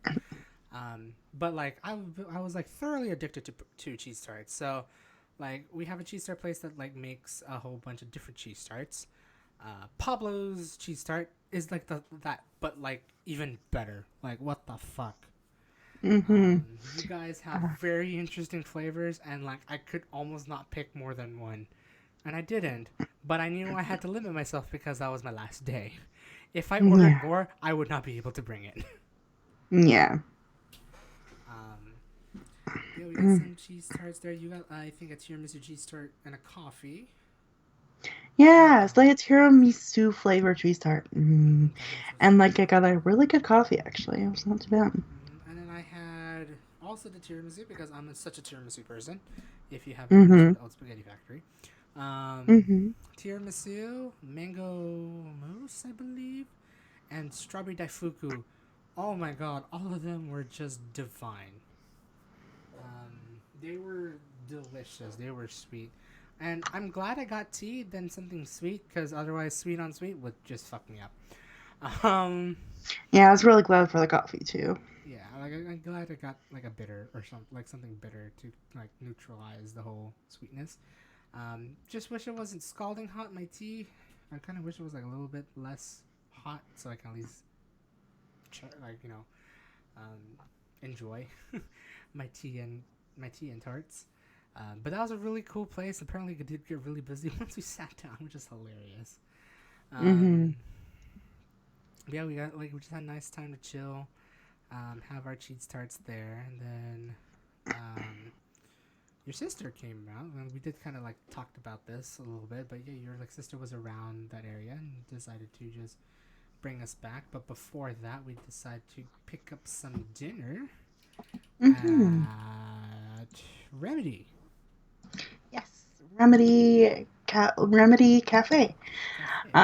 Very cool, swanky place. Holy It's shit. a, and especially the Whyte Ave location. Holy shit! I didn't expect to see a lot of people in there, but like I believe like a lot of millennials, Zoomers, like college, university, or like probably post university students around that area, just either chilling, relaxing, or studying. Hmm. Yeah, I didn't expect it to be like really busy. It's like basically going to a Starbucks near a university, but it's not a Starbucks. This is a place where they do serve, I think, coffee, definitely tea, a lot of chai. Okay, no worries. Definitely tea, a lot of chai, but also like a variety of hot foods and sandwiches, and surprisingly, a small yet decent selection of Indian food. Probably because of the chai, but like they actually serve like over there at Remedies, they actually do serve butter chicken with either rice and or naan, which is like okay, cool. We're gonna have an Indian meal, and so we did. So I think but definitely both of us got butter chicken. She got it I think with only rice, and I got it with rice and naan because it's only a perfect Indian meal if you have rice and naan. So I got both. Did have to wait for a little while because it was pretty busy over there. So like a lot of people did order quite a lot of hot foods or hot drinks and whatnot, or just any general drinks. So it was pretty busy. I think we had to wait for like a good 20 minutes or so, but we managed to get our food to go. Um, and then from there, yeah, we had a nice jaunt back to the hotel. Um, Trying to see if anything happened during the mid whiles. We did manage to spot a couple murals along the way again, because again, Edmonton is known for their art, surprisingly, but it's really cool to see a whole bunch of murals, not monuments, sculptures and everything, just anywhere and everywhere in the city, which was amazing. And especially around that area, like I think it was like neighborhoods called Old Strathcona. Like it was just really nice to see like a very old Western vibe. Like I think that's like remember seeing like a plaque, I believe, saying like this was like the basically the kind of the last frontier before you hit the Rockies going to the west to like BC. But like this was like the last stop for many people, and this was basically what I guess like the like where you would experience like the old western. Like many of the buildings were like designed as like all western style. Many because I believe that area, and especially Edmonton, was a basically a stagecoach city. Like how I explained in many of the other cities when in the travel vlog on ECR, Edmonton and I think around at least the old Strathcona area was a stagecoach stop. So many of the roads are like really wide to begin with, but it's because they're managing horses and carriages. And eventually, like the railroad came in. I believe it. I think it was Canadian Railways or Canadian National. I don't remember who, but they managed to, come into town and build out their railway. Actually, and it's not even that railway. It's I think the Calgary to Edmonton railway to connect the two cities. Built there, and I remember seeing like a really old station house that got converted to like a restaurant and such. So like, there's quite a lot of history, a lot of like historical value, just like downtown Edmonton, but like here within this old neighborhood. And I'm hoping when Dragon comes in here soon. If I remember correctly, that area used to be not part of Edmonton until Edmonton fully expanded and eventually took over Strathcona. And then with that, they decided to respect its like historical background and history and whatnot, and decided to name the neighborhood what it as it is as Old Strathcona, which was little fun history thing too, as you go by down Whyte Ave and all that stuff. Um,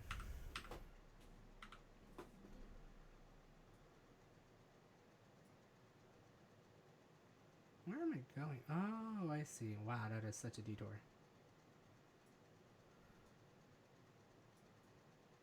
I was wondering why this is taking a while. Um, but it was really cool to just like grab a little dinner to go, and then head back towards the hotel. And we're just like chilling out for a little while. Hello, hello. I'm back. Sorry, sister came home early from work, and I was like, "What?" Oh, no worries. I was kind of Yeah. explaining of like just grabbing dinner at Remedy, and then kind of explaining like Mhm. the whole area we were in. not only Whyte Ave, but like the neighborhood of Old Strathcona, and I'm just trying to my best to explain the history as what you've both you and your sister told me about it, Mm-hmm. just like where it came from and all that stuff. I'm trying to reminisce all the information I remembered. That old train station. What it used to be before Edmonton really took over, sort of Mm-hmm. thing. So it was like fun to just explain that.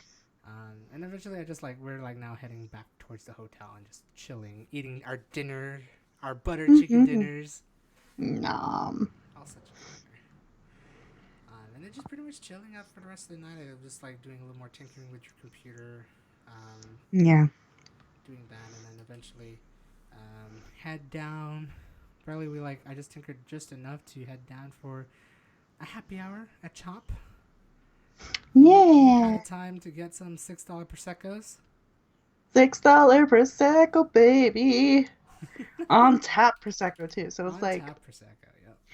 and that probably sounds really weird because like I know people who know bubbly and like know bubbly's better in a bottle, but it Mm-hmm. actually wasn't too bad. It still had its bubbly factor to it, so it wasn't too bad. But yeah, it was super cheap. I was like $6. Fuck yeah, I'll have three. So yeah. And you did. And then I had I think two cocktails and a cider, Mm. or two mixed drinks and cider. Technically not really cocktail, but mixed drinks and a cider, which was not so bad. Yeah. We just had a fun time, more or less fun time watching the Oilers against who was it? Denver, I believe. Yeah, Colorado, yeah. Colorado, yeah. Yeah, Just yeah. watching the hockey match, like the second half, the second and third sessions of the Periods. hockey match. Periods. There we go. There you go. Just pretty much chilling out, just hearing out, enjoying the music, just really chilling for the rest of the night, sort of thing. Yeah, I tried to ask him questions about like the trip and like, what was your favorite part? What was your favorite store? What was your favorite restaurant? What was your and he's never gave me real answers to any of it. I was like, I guess we will just watch hockey. I don't know. It's just it's so hard to answer because everything was fun. I can't pick. Mm. There was not a time I didn't have fun. I couldn't put a full favorite because the thing is I suck at picking favorites. Unless if I know it, Hmm. definitively know it. But everything, every place that we've been to, every food that we've had, it was just amazing. Like Hmm. um, whether it was delicious or whether it was the experience that we had, it was just amazing. So it's it was so hard to put an answer because I can't choose. Everything was so good. I loved everything that I experienced those 3 days. Um, so it's it was just it was just amazing. I wish I experienced more, but at the same time it was also nice to also chill a little bit. I mean, I definitely kind of felt it after my cider.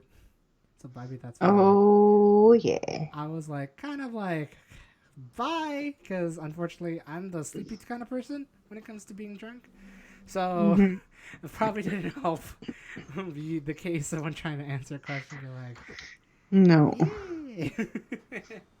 Whereas I was like, I want to be all chatty and I want to be like, nee, and then didn't quite work from the other end. Yeah, I know. I probably yeah. I'm sorry, but I was really trying my best, but oh my god, I'm oh man, I can't think of anything. They were all good.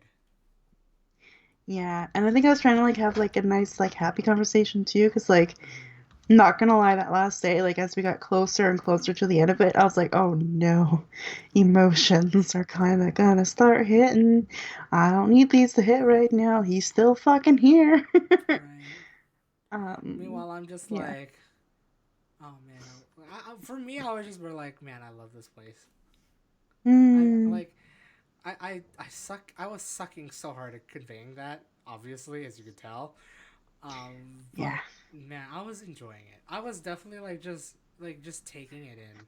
And I think that's It the only thing for reminds me me. of like, oh my god, this is gonna make you laugh so hard. Because like when we were leaving the airport, I was a hot mess. I was crying a lot. Um, like I remember my sister asking me like, "Did he have fun?" And I was like, "Yeah, why?" And she's like, "Oh, he's hard to read. I don't know if he had Hmm. fun or not." I was like, yeah, yeah, yeah, yeah. Like, of course you weren't there the whole time, sister. Hmm. But like. And then that got me thinking too, I'm like, oh, I don't know if everything you had fun with though. Maybe, maybe not. Oh no, my brain. And then it made me sadder. I'm like, oh, he's not here to ask. Oh, And then I started to cry all over again. oh. I know.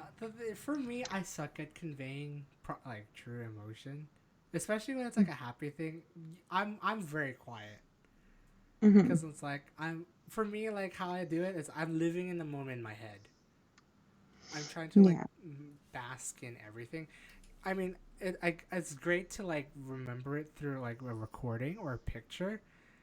But oddly enough, for me, if I can bask the experience, I will most likely remember it. Just knowing that I was there, like Hmm. experiencing things, having a time. I just suck at like truly like explain like being like having that full emotion because yeah.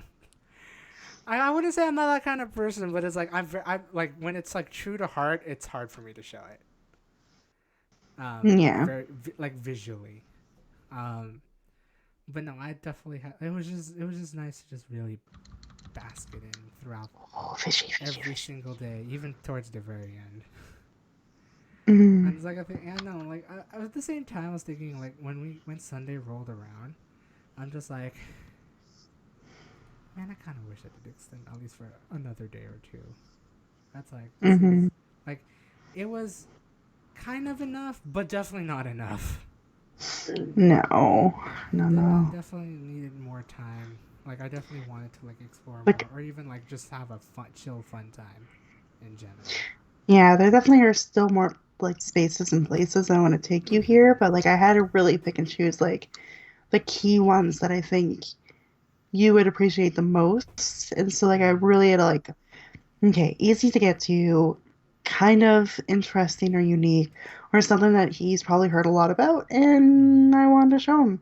So like it was really hard to pick like the places because I'm like, oh, I could show him Churchill Square, I could show him City Hall, I could show him Mm-hmm. the train museum that's here, I could show him like my brain was all over the fucking place. I'm like, I can show him like where my parents live. Oh my god, does he want to meet my parents? Oh fuck. Like my brain was just like, oh, what do I do? And I was like, no, no, no, no, no. Focus on like the big things, the big things. And we Mm-hmm. managed to do most, if not all of that. Mm-hmm. But there's definitely more that I'm like, oh, he needs to come back. Oh yeah. No, that like, and that's what I've definitely like felt on that last day. It's like this was fun, and I want to experience it more, and I know there is Hmm. more. Um, like even without you explaining it, I know there is more to explore and to experience. So it definitely it's just for me to go back. Um, Hmm. and I'm hoping sooner than later. Definitely sooner than later. Like knowing Yeah. that it's going to be ever so easily now because apparently in May Air Canada's also announcing direct flights from San Francisco to Edmonton. Um, Ah. I will try to make the time to also visit whenever I can. Like whether it be like if there's an extended vacation day that I can also take a couple of days off. It'll be like, all right, can I do a quick trip? Is it like can I afford it? And can we figure out a good place to stay for a little while longer again? If Yeah. all if all boxes are checked and I have the money for it, fuck it, let's go. I'm coming Hmm. back, sort of thing. Um, but yeah, no, like this trip was amazing. Um, Hmm. definitely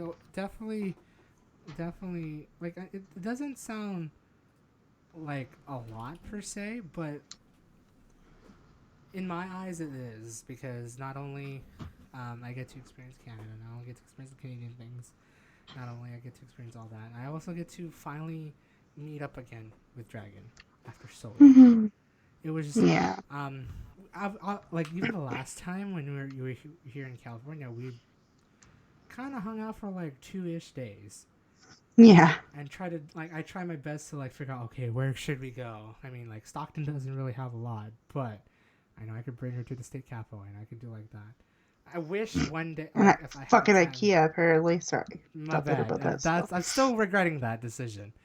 I should have went to Old Sac, but my god, that was a very hot day. I think didn't do that. But like it'd be cool to like maybe you'll do Sacramento again if you want to do it the reverse way. Like I want to like ever experience that, and then maybe I'll give the proper tour of San Francisco because I know you kind of experienced it, but I want to. That kind of is a very loose word. I went to Pier 39. Yeah. And then drove around and saw buildings. Like Pat was like, here's where Twitter building is. And like, here's where Google is. Yeah. But now, like, after living here for the 2 years I was in SF State, and now getting eventually to my first full year here in SF, experiencing what I've experienced so far, I can't wait to also show you around this city. Because obviously, where I live in the Central Valley, there's not much. You already know that. 100% you already know that. Yeah. More or less, I would, if we decide, if I am back over there, it'd be cool to go to Sacramento and actually go to Old Sac. That would be a place. That would be a nice place. But if I'm still here, I would show you everything San Francisco. From every single neighborhood and all like that. It'll be a fun time. But like, I definitely got that was, even if it was a short trip, I've gotten a lot out of it. But I know for the fact that I can get a lot more. So like, but knowing that I was able to do this trip by myself, this is my first time traveling alone on a plane. Internationally too. So, I mean, it technically counts. I had to use my passport. So, but like knowing that I finally managed to travel alone, can't believe it took me this long, but I can't wait to do more. Like, I can't wait to do more, whether it be by myself, whether it be with you, Dragon, whether it be with my friends, someone who is now not my family. I can't wait to get out there again. And did we share this, like, the last Dragon Talk? But, like, this was your first trip alone, like, flying by yourself. And then when I went to California in 2015 and technically met you, that was my first trip traveling alone on a plane. It is. And that's what... You would say that one sparked your urge to travel everywhere. So we both had our first, like, technical...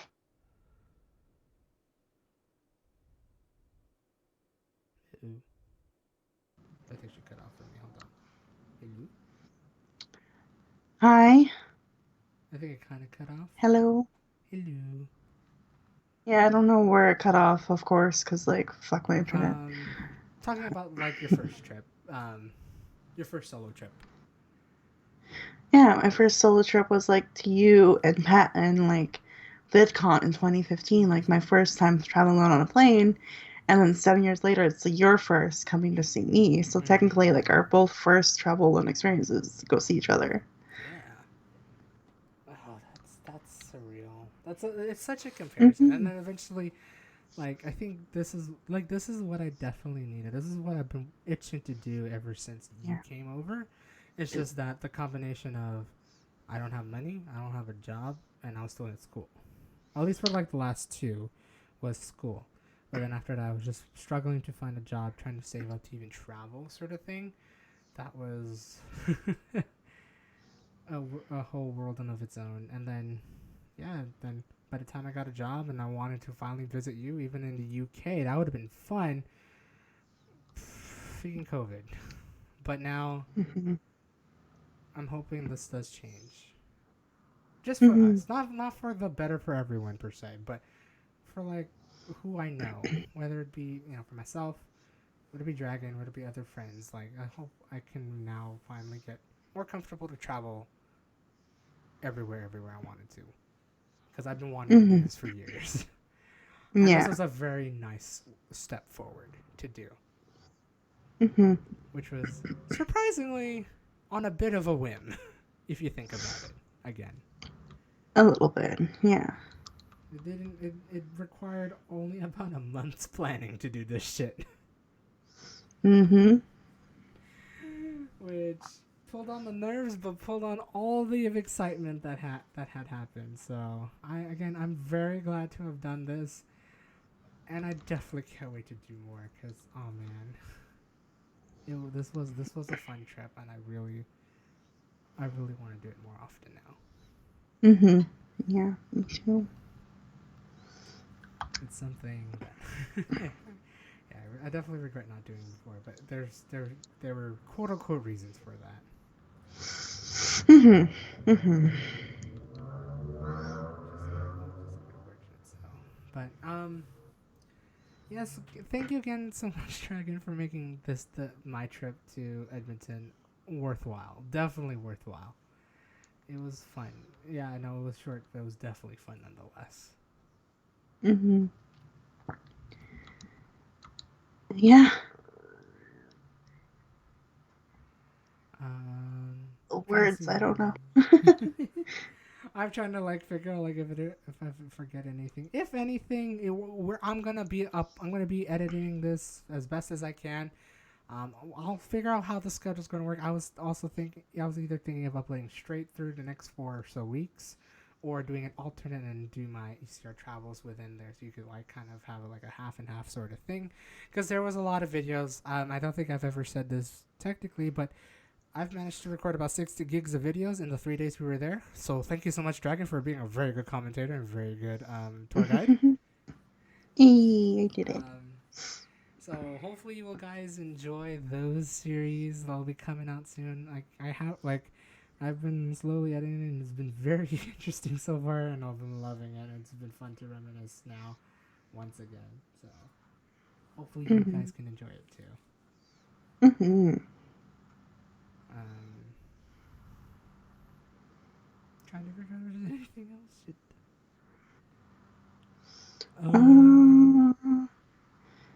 No, not really. I mean, can't really do updates on things like now-ish. Is mainly the trip. It's Yeah. all I gotta say is like this one little thing is like, man, we need to like have a call a lot sooner after we returned home from trips because man, it took 4 days for us to call. I was like, I know. no. I should have thought of planning a call earlier. But I was like, then the only thing I do regret is like going back into work immediately. I should have also taken an extra day off. Uh, I think that might have fucked me up on like doing scheduling for everything else. That's like, I'm going straight back into work. Shit. So like, not only that, like my whole place is a mess still. fair, yeah. I'll remember that next time. If I do travel, I need to take an extra day off at the very end to just Or even like relax. half a day. Yeah. Because, oops, I know. I should have like had that planned out a little bit better. But I'll know that next. I'll definitely know that next time. Mm-hmm. And then, Yeah. I'm just glad this finally happened. Oh my god. right.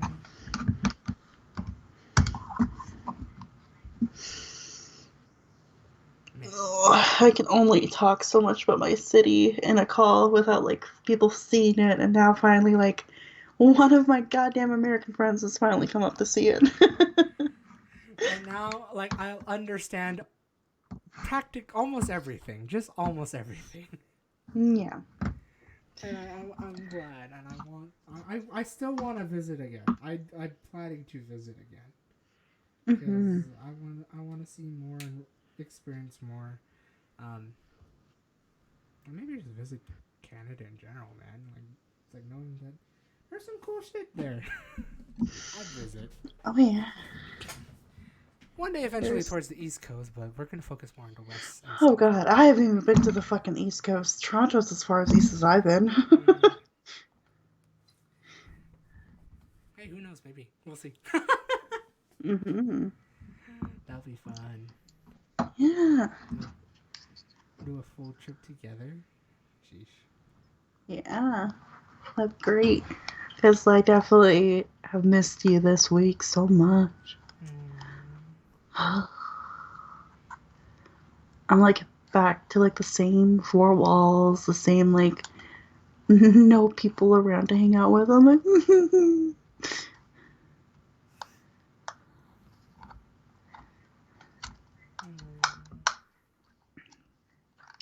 and allergies can go suck a dick.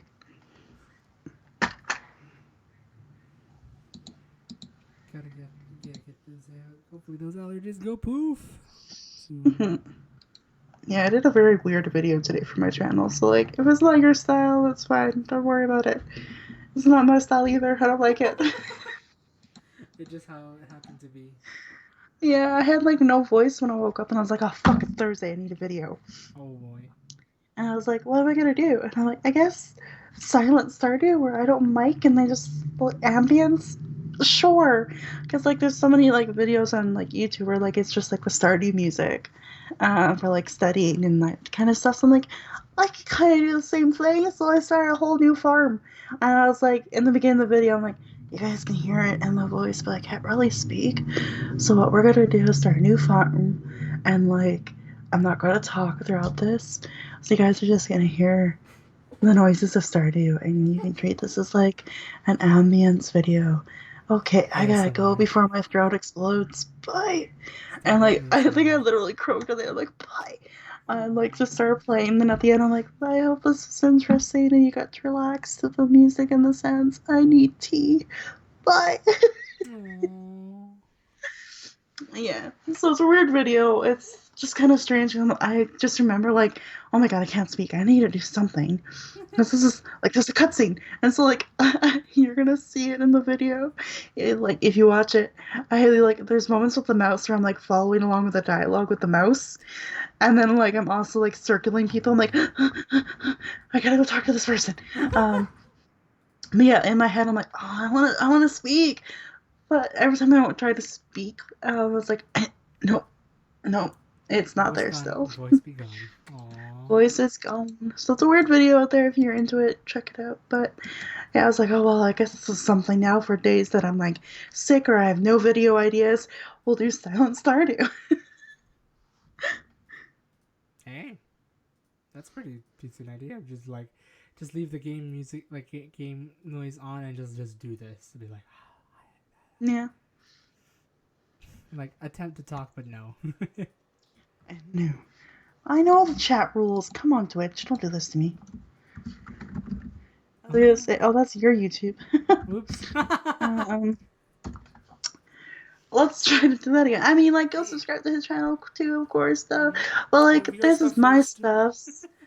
So I got a YouTube channel with it, and I do things like apparently a silent Stardew, and like or like no mic Stardew, and then I do Danganronpa. Mm-hmm. Danganronpa is getting fucking wild, so I Ooh. recommend watching that series. It comes out every Monday. Oh, it's getting crazy. Fucking big ass murder just happened, and it threw me for a loop when I recorded it on Monday.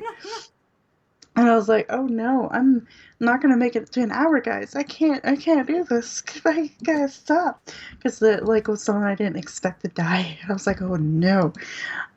So yeah, things get wild in Danganronpa. And Oh. then yeah, I do Unique History too. I don't know if I have to do it this week or next week, but we'll see. I do that one every couple of weeks to give me time to research things and people and such. So it's really unique. That's the YouTube side of things. I have Twitter. Go check me out. I retweet a lot of people's stuff. So if you have something that you want retweeted and I follow you, I most likely will retweet it. As well as sharing all my stuff and things. I also have a coffee. Please buy me coffee. I need help with money, coffee, help. Just coffee in general. Because I have to go back to overnights on Sunday, and I'm not at that sleep schedule yet. Oh boy. Oh. So coffee. Please help with that. Um, and then the big thing that has been updated this week, thanks to this derp coming to see me, is we have Extra Life, which is a fundraising thing for Children's Miracle Network hospitals, and my local hospital here in my city of Edmonton is part of this. So I'm fundraising for my local hospital here so we can help change kids' health for the better. And I've got some new incentives and new things there, so check them out and redeem the $25 one, and I'll make you some cute Pokemon food. Oh, I don't have it open again. I used to have it open. All the Wait, cute what? Pokemon. I used to have like your Twitter open with the post. Yeah, so help me out with that. Fundraising this year, for whatever reason, I have a few ideas of why it's not going very well this year. I think mainly a lot of people are focusing on Ukraine right now, which is totally fair, totally valid. If you got any other spare funds after helping out with the Ukraine crisis, then please help out some kids. And yeah, Mm-hmm. Mm-hmm. I think that's mainly all of me. I have an Instagram and other shit too if you want to follow that on there. That's fine. You have posted quite a lot of photos recently from Instagram because I was there and we've done quite a bit of Yeah. posting. So if you want to see like some of our trips in like a glance, definitely give both a look on our Twitters and our Instagrams. Hmm. I guess with that, let's start it off. If you're watching this on YouTube, hopefully you guys hit the subscribe button down on the bottom right. Hopefully you guys enjoy. Fuck you, Nightbot. Good job, Nightbot. Hopefully you guys will enjoy what you're watching here on Truck and Talk, just explaining how this trip was, but also all the vlogs that'll be coming out here in the future, as well as many other vlogs and whatnot will also be coming out. You'll enjoy. Hope you guys enjoyed that. Also follow me on Twitter. I usually update there of like stupid shit and whatnot, but also I've updated as much as I can throughout the whole trip.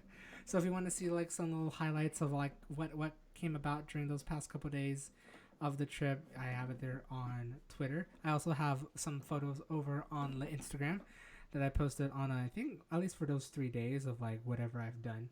Stupid Instagram though decided to fuck up some of my photos. But I'm not gonna fix that. Fuck that shit. I was batch uploading 10 and fucks up 3. I'm like, all right, cool, thanks. I'm not doing that because I have to edit every single photo. But I do have a lot of photos there of just pretty much seeing Edmonton, and many other things along the way. They're all up there, and yeah, I've went through all 3 of the things. I realize. And oh yeah, one little information of what Truck and Talk is. If you haven't known this already, this is basically the weekly talk while I drive a truck, sort of thing. Not really counting it as a podcast, definitely just a talk show sort of thing, just like talking about our weeks, talking about what we've done, and especially for this one, talking about the trip from last week. Yeah. It was really, really fun and really, really amazing. But with that, thank you so much, Amy, for being obviously one heck of an amazing guest and also one heck of a tour guide for me last week. You were a blast to talk to, a blast to hang out with. And I can't wait in the future to do a lot more of that.